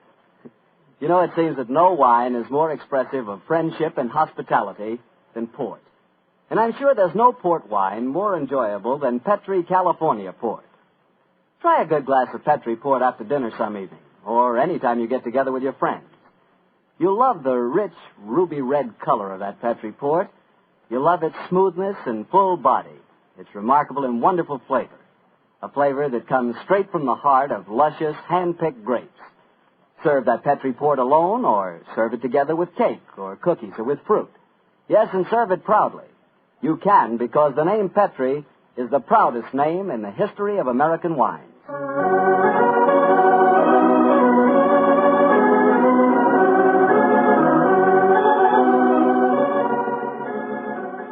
And now I'm sure our old friend Dr. Watson's expecting us. Let's tap on his study door. Come in. Good evening, Doctor. Good evening, Mr. Bartell. Come over here by the fire. I was just having a cup of coffee. Would you care to join me? Thanks, that'd be nice. It'll prevent you falling asleep during my story tonight. There's no chance of that, Doctor. From the hints you gave us last week, it sounded like quite a story. It began in a circus in Paris, you told us? Yes, my boy, the circus. A colorful world of sawdust and spangles. A world, Mr. Bartell, that I may tell you confidentially, always held an irresistible fascination for me when I was a youngster. Me too, Doctor. In fact, when I was 8 years old, I fell desperately in love with a lady bareback rider. A stunning creature who wore pink silk tights with gold sequins on them. Unfortunately, my mother caught me writing her proposal of marriage, and I'm afraid that, that's another story, and one that you probably wouldn't find very interesting. I'm sure I would, Doctor, but I think it'd be safer to stick to your Sherlock Holmes story. Yes, you're probably right, my boy. Well, it was a winter in the 1890s, and Holmes and I were in Paris. On our second day there, Holmes suggested we attend that night's performance of the Cirque Royale. Needless to remark, I was delighted, Mr. Bartell. And shortly after 9 o'clock that night, I found myself seated beside Holmes in a box near the ringside. It was an incredibly vivid scene, even for that city of color and light. The gay costumes of the women and the gaudy trappings of the ringmasters and clowns looked like a giant kaleidoscope under the blazing glare of the arc lamps. As we sat there, a brass band nearby blared forth some popular music of the day, and yet he didn't appear to be enjoying himself. And so I leaned across and touched his arm. What is it, Watson? Well, you're very quiet, Holmes. Aren't you having a good time? A good time, oh, I suppose, old chap. I was just wondering where Mr. Edwards is. Mr. Edwards? Who's he? An extremely distinguished client who was to meet us in this box at 9 o'clock. Client, so this little excursion was on business. After all, yes, I might have known it. No worry, old fellow. In your case, I think you'll be able to combine quite a little pleasure with the business. Well, can't you be a little more explicit, Holmes? Here comes the ringmaster.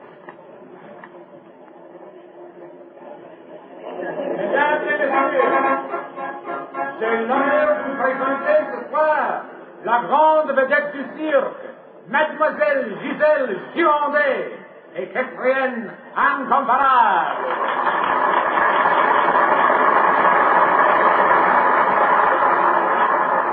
Gisèle Girondet, yes, I've heard of her. She's a bareback rider, isn't she, Holmes? St. France, old fellow. She also has quite a reputation as a femme fatale. 3 duels have been fought over her. A young English officer in the Grenadier Guards committed suicide last year because of her. And a famous French banker is at present languishing in prison because her extravagances drove him to appropriate funds that did not belong to him. Yes, Watson, she's an extremely colorful personality. You know, Holmes, the funny thing, when I was 8 years old, I fell violently in love with a lady bareback rider. She wore pink silk tights with golden sequins on them, but unfortunately... Here she is, old fellow. Here she is.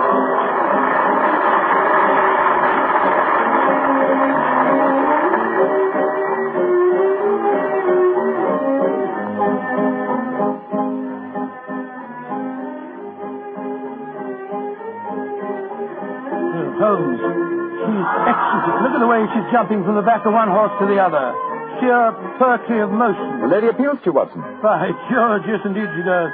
In fact, Holmes, I don't mind telling you that if I weren't a married man and a poor you'd like man... to court the lady, eh? Yes, I should Excellent, indeed. old fellow, excellent. That's the very reason for our attendance. Well, what in heaven's name are you talking about, Holmes? Ah, there you are. Good evening, Mr. Edwards. Holmes, my dear fellow, how are you? I haven't seen you since that little affair at Windsor Castle when Mother... Excuse me, sir. I am Mr. Mycroft, and this is my friend, Sir William Nigel. Sir William Nigel? Oh, of course. And I am Mr. Edwards. We must respect each other's incognito, eh? How do you do, Sir William? Well, I'm extremely honored to meet you, Your Royal, Mr. Edwards. How'd you like Giselle? Isn't she a stunning creature? Yes, indeed she is, sir. The four of us to have supper together after the performance tonight, I understand, Mr. Edwards. Well, unfortunately, I can't be there, Mycroft. There's some stupid affair at the embassy which I have to attend. We must postpone the dinner until tomorrow night. Oh, very well, sir. Come over to my hotel a little early and we can discuss the whole business. Personally, I think a lot of fuss is being made about nothing.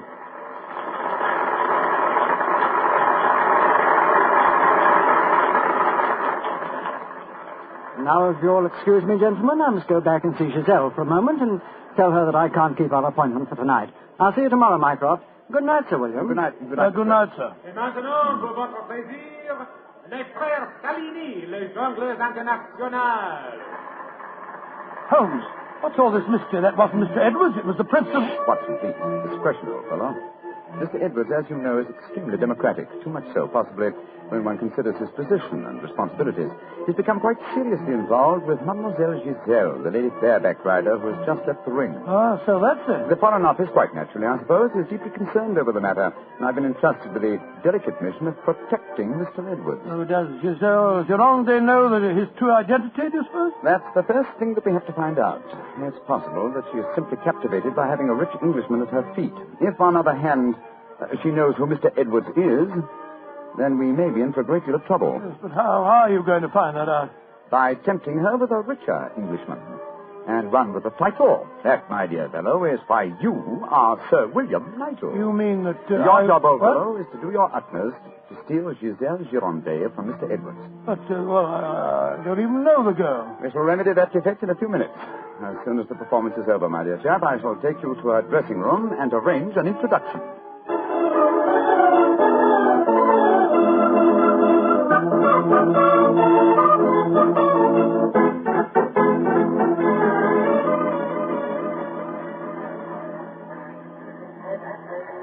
I must say, Holmes, the backstage life at the circus is even more colorful than in the ring. What makes you say that, old fellow? Well, I just saw Pinhead having tea with a bearded lady while a sword swallower was standing behind him practicing his act. Oh, hello.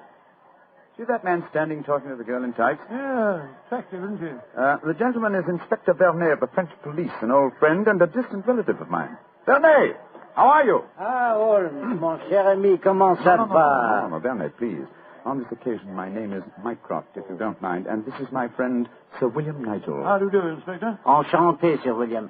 Permit me to introduce Mademoiselle Yvette Marat. How you do? How do you do, Mademoiselle? How do you do? What brings you behind the scenes at the circus, may I ask, mon cher Mycroft? My friend Sir William is most anxious to make the acquaintance of Mademoiselle Gironde. But of course, every man wishes to meet Giselle Gironde. Why not ask Bernet? He will present you to her. Ha! In other way. Oh, no, Yvette, chérie, do not begin that all over again. You're in love with her. You've always been in love with her. I wish you were dead. Sometimes I think I could kill myself. Upon my soul, Inspector, she's a fine little thing, isn't she? Ah, ça c'est vrai, ça, Sir William. Many times I've told her that Giselle Gironde would never waste her time with a simple police inspector. She prefers a wealthy foreigner.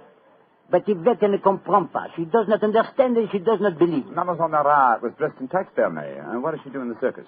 She walks the tightrope. She's queen of the high wire. Mm-hmm. A charming and a talented girl, but a most jealous one. Bernet, my distinguished friend Sir William Nigel is most anxious to meet Giselle Gironde. Will you introduce him? I should prefer not to appear on the matter at this stage. Oh, mais certainement. I will take you to her dressing room. Please come with me, Sir William. Right. I'll see you later, Holmes. I'll be waiting for you, old chap. Good luck. You're a lucky man, Sir William. Giselle has quite a penchant for the Englishmen. And when they are rich and have a title, I am sure she finds them irresistible. You think so? Oh, but of course. Ah, quel dommage that I'm only a poor policeman. Here we are. Entrez. Giselle, monsieur, permit me to present to you Sir William Nigel. He's a great admirer of yours. Yes, indeed, madam. Ah, Sir William Nigel. Come and sit here beside me, Sir William. I shall leave you. Au revoir. Sit closer. There. That is much more cozy, no? Oh, it's very nice of you to see me, Mademoiselle Gironde. Oh, don't be so formal, my Englishman. You may call me Giselle, and I shall call you... Let me see, I shall call you Sir William. Willie! I shall call you Willie. You do not mind? Mine, it's very delightful. Quite delightful, my dear. I was hoping perhaps that you'd care to have a little supper with me tonight, Giselle. So what about some oysters, a cold pheasant, and a bottle or two of Pomeranian Green 72? And you get to taste rather well, don't you think? Oh, Willie, I can see you are perfect. Oh, I don't know about One that. moment, I get my cloak. Well, you know, Giselle, it's a funny thing. What is the funny thing, Willie? When I was 8 years old, I fell violently in love with a lady bareback rider at a circus. History seems to be repeating itself. Here. Pierre, do you no longer knock when you come to my door? Who is this man? My name is Nigel, Sir William Nigel, my good man, and who may you be? I am Alfio Alfieri. I am Alfio Alfieri. And what is he? A trainer of wild animals. An imbecile. Laton! You must not speak to Alfio in that way. You belong to me. Send these stupid Englishmen away. Founded impudence. Grossier. Belong to you. This hell belong to no one. Do I have to take my whip to Put you? it on that way. Put it down, you scoundrel. That's the time it will be your face. You infernal blackguard.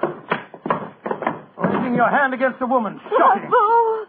Monsieur Willie has knocked him down. He certainly deserved it. Oui. And you in turn deserve something, Willie. Oh, what was that? Come close, Willie. I give it to you. A little kiss. Oh, kiss? Thanks awfully.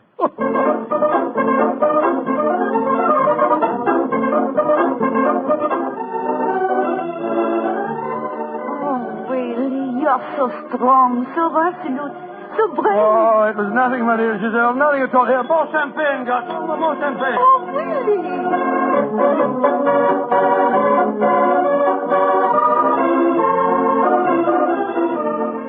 Giselle? Oui, Monsieur Edwards? Have a box for the opera tomorrow night. I was hoping that Oh, perhaps... I'm sorry, Monsieur, but my time is occupied. I am showing the delightful moment to mon cher Willie.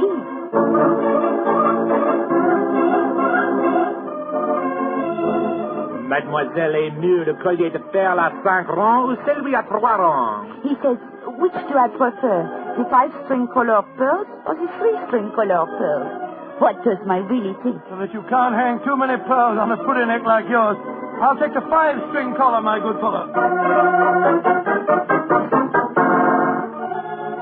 You're doing splendidly, Watson, splendidly. Yes, but Holmes, I thought such a blasted fool handing that jeweler fellow a check signed by Sir William Nigel. You quite sure that it'll be honored? Don't worry, old fellow. Remember who our client is. Money is the least important concern in this matter. On with the masquerade, old fellow. On with the masquerade.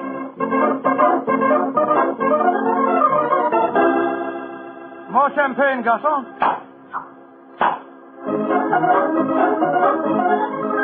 Willie, you are such a headstrong boy. More champagne.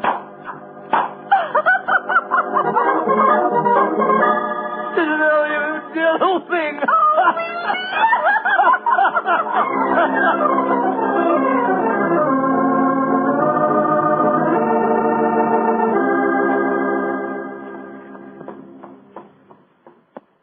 Good evening, Vernet. Has Mademoiselle Girondet come in for the evening performance yet? Yes, Monsieur Holmes. I escorted her to her dressing room half an hour ago. Monsieur Edwards is in there with her now. At last, it seems, she has use for a poor policeman. Last night she found a threatening letter on her makeup table. Since then, she has been most grateful for my company. A threatening letter, eh? Any idea who might have sent it? Oh, yes, of course. I'm afraid I have, Monsieur Holmes.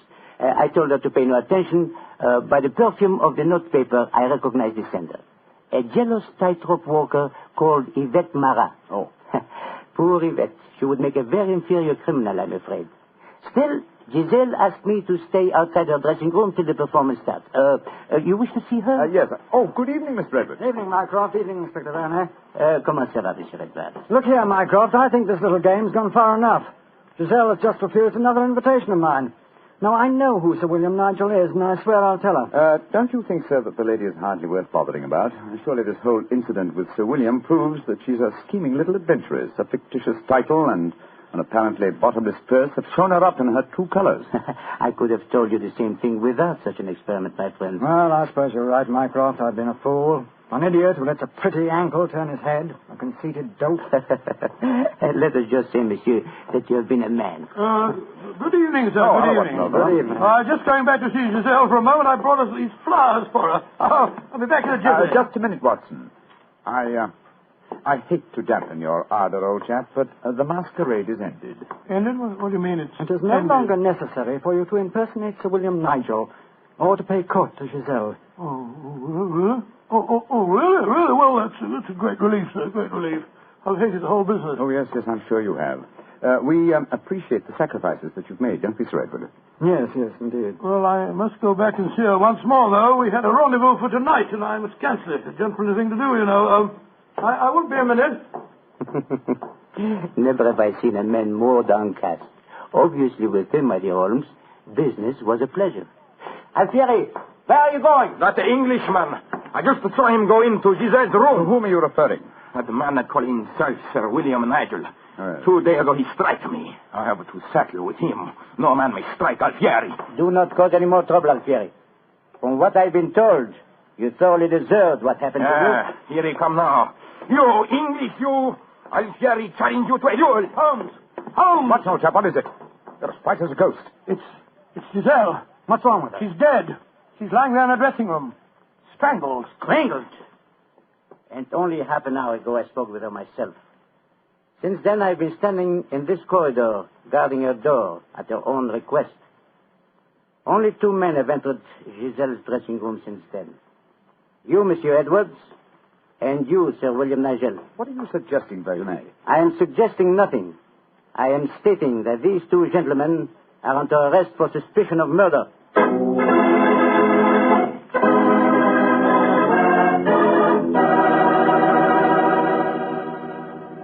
Dr. Watson's unusual story will continue in just a few seconds. Time I'd like to take to remind you that one wine that seems to be the outstanding favorite among the ladies is Petri California Muscatel. That's probably because, like a beautiful woman, Petri Muscatel is subtle and intriguing. Petri Muscatel is the color of burnished gold. And its flavor, well, it's the flavor of big, plump Muscat grapes, picked by hand, carefully and tenderly, and they're just full of wonderful, delicious juice. If you want to show that you really know the wine that women prefer, serve Petri Muscatel. Serve it after dinner or later in the evening. It's wonderful. And why shouldn't it be? It's a Petri wine.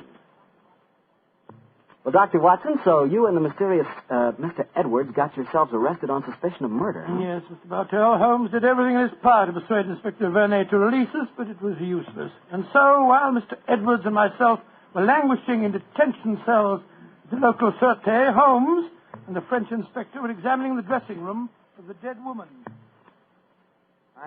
I'm sure, Inspector Vernet, that being as keen a detective as you are, you must suspect 2 identities of Mr. Edwards. Of course, Monsieur Holmes. But that is the danger of incognitos. If he chooses to assume the identity of plain Monsieur Edwards, then he must run the risks of plain Monsieur. And you're convinced that either he or my friend strangled Mademoiselle Girondet? It is obvious. Then I'll have to prove to you that they didn't. Let me examine the body again. No. If she had been strangled by either of my friends, why would her body be lying here under the window? It's as far away from the door by which they left this room as possible. That proves nothing. No, but it's odd. Giselle was a strong girl. There might easily have been a struggle. Perhaps she tried to get away through the window. And yet there are no marks of violence on her throat. Just this piece of very fine cord that did its deadly work so cleanly. Cut with a knife. Please do not remove the cord, Monsieur Holmes. The body has not yet been photographed. Dear me, Vernet, you're making it very hard for me, aren't you? You notice, of course, that the window is open. Yes, but we have examined the snow outside. There were no footprints within 3 yards of the window. The murderer must have entered by the door that I was watching. Yes, it would be hard, even for a professional acrobat to jump in. An acrobat? Vernet, your young friend, Mademoiselle Yvette Marat, is a tightrope walker. Yvette? But... Yes, she certainly had a motive. She'd even sent a threatening letter. I heard her express hatred and jealousy for this dead woman. It's conceivable that she could enter a room by a window without leaving footprints in the snow. Where was she at the time of the murder? I do not know. I was waiting for her in the corridor. Then I suggest that we investigate her alibi at once. And after that, Inspector, I must pay a visit to the Sûreté. I don't want my friends to think that I've deserted them.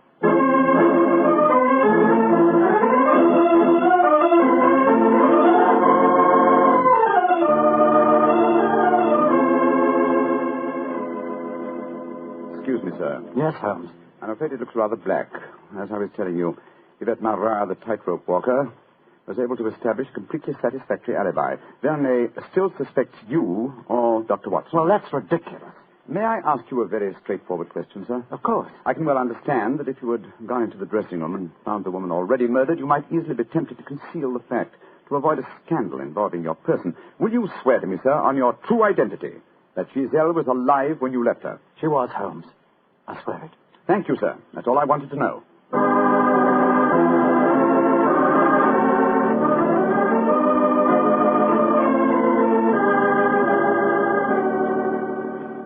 Holmes, I'm glad to see you. You know, I've been thinking. All this depends on Verney's evidence. But supposing he was a murderer. He told us that Giselle had turned him down, you know. I'd thought of that, but Mr. Edwards swears that Giselle was alive when he left the room. And yet that means that Mr. Edwards... Oh, no, it's unthinkable. Holmes, you're not suggesting... Holmes, if I thought that were possible, I'd confess to the murder myself. My life wouldn't matter if it would save a scandal like that. Great Scott, it'd shatter the empire. Dear old Watson, you shall not sacrifice yourself. You're as valuable a British institution as the Lion himself. No, my dear fellow. We shall never sacrifice you, not while my mind is still capable of... My mind? That's it. Thank you, Watson. You've given me the answer. Holmes, what are you burbling Be about patient, now? old fellow. In half an hour, you'll be out of this cell, and the real murderer will be in it.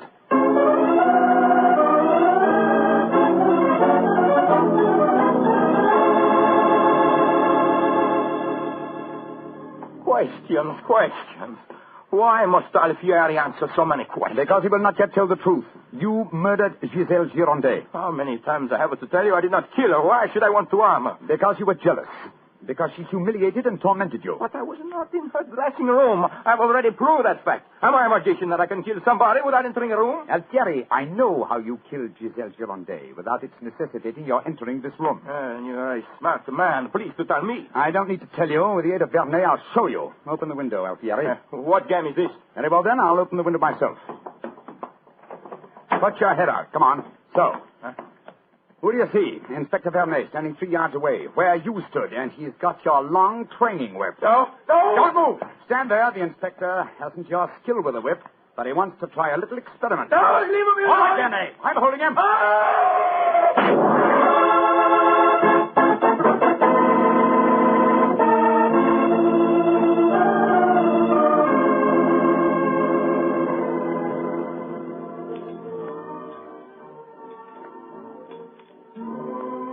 Well, Mr. Edwards, well, sir, this is a pleasant change from a prison cell, isn't it? It certainly is. Holmes, I can't tell you how grateful I am. I still don't quite understand how you did it. Watson, in rather a roundabout way, was responsible for giving me the clue. Oh, how's that, Holmes? Well, on more than one occasion, old chap, I've had cause to deplore your rather florid style of writing. Tonight, I was very thankful for it. When I began to speak of the capabilities of my mind, suddenly I remembered a phrase of yours in which you referred to its whip-like rapidity and accuracy. That, of course, made me think of Alfieri, the animal trainer. Exactly how did he kill the poor girl? Well, sir, he stood outside the window, far enough away to leave no incriminating footprints. Called to Giselle, probably persuaded her to lean out, then snapped the whip around her neck, pulling it tight and strangling her. And then I suppose he cut the cord and let the body fall back into the room. Precisely, old fellow. We found a whipstock among his tackle, a whipstock from which the lash had been cut. The stub of lash left matched the cord around the dead girl's throat. Amazing business. And I don't mind telling you, fellows, I'm very thankful to be through with it. Yes, so am I, sir. In fact, I wouldn't be at all surprised if this whole incident cures me of my love of circuses. Oh, I didn't know you had a predilection in that direction, Watson. Oh, yes, sir. Yes, you don't mind my saying so. When he was 8 years old, he fell in love with a lady bareback rider. Didn't you, Watson? Indeed. What happened? Well, sir, I don't remember her name, but she wore pink silk tights with golden sequins on them. And I wrote her a rather hot-headed letter. Unfortunately, my mother...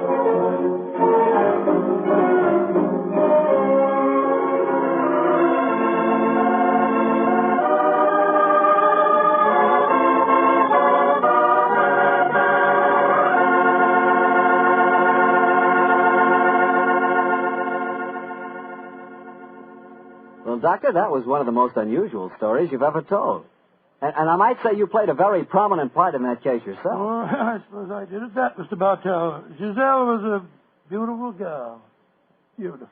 Boy, I sure love that nickname she gave you. Wheelie. Yes, I thought it rather nice myself. Well, that is, I mean... Don't get embarrassed over a nickname, Doctor. You should hear the nickname I had. Well, when I went to school, all the girls called me Bottles. Bottles?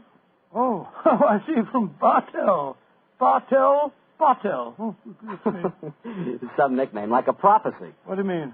Well, they called me Bottles, and now that's what I like to talk about most. Bottles. Bottles of Petri wine. Oh, I should have known. And I'd like to talk about Petri wine because, as far as I'm concerned, it's the swellest wine that ever poured from a bottle. That's because the Petri family really knows how to make good wine. Well, they ought to. They've been making good wine ever since they started the Petri business way back in the 1800s.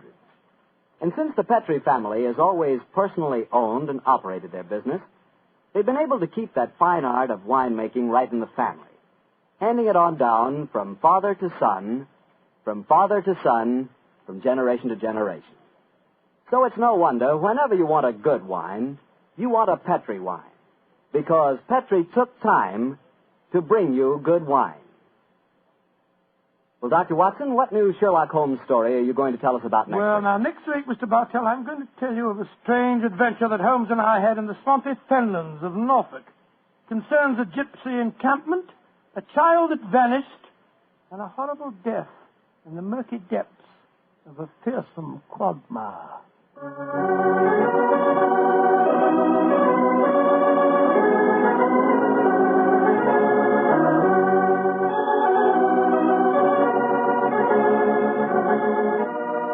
Tonight's Sherlock Holmes adventure was written by Dennis Green and Anthony Boucher and was suggested by an incident in the Sir Arthur Conan Doyle story, The Adventure of the Three Students. Music is by Dean Fossler. Mr. Rathbone appears through the courtesy of Metro-Goldwyn-Mayer, and Mr. Bruce through the courtesy of Universal Pictures, where they are now starring in the Sherlock Holmes series.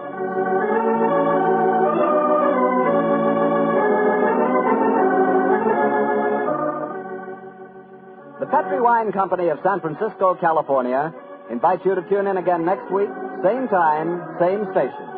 Sherlock Holmes comes to you from our Hollywood studio.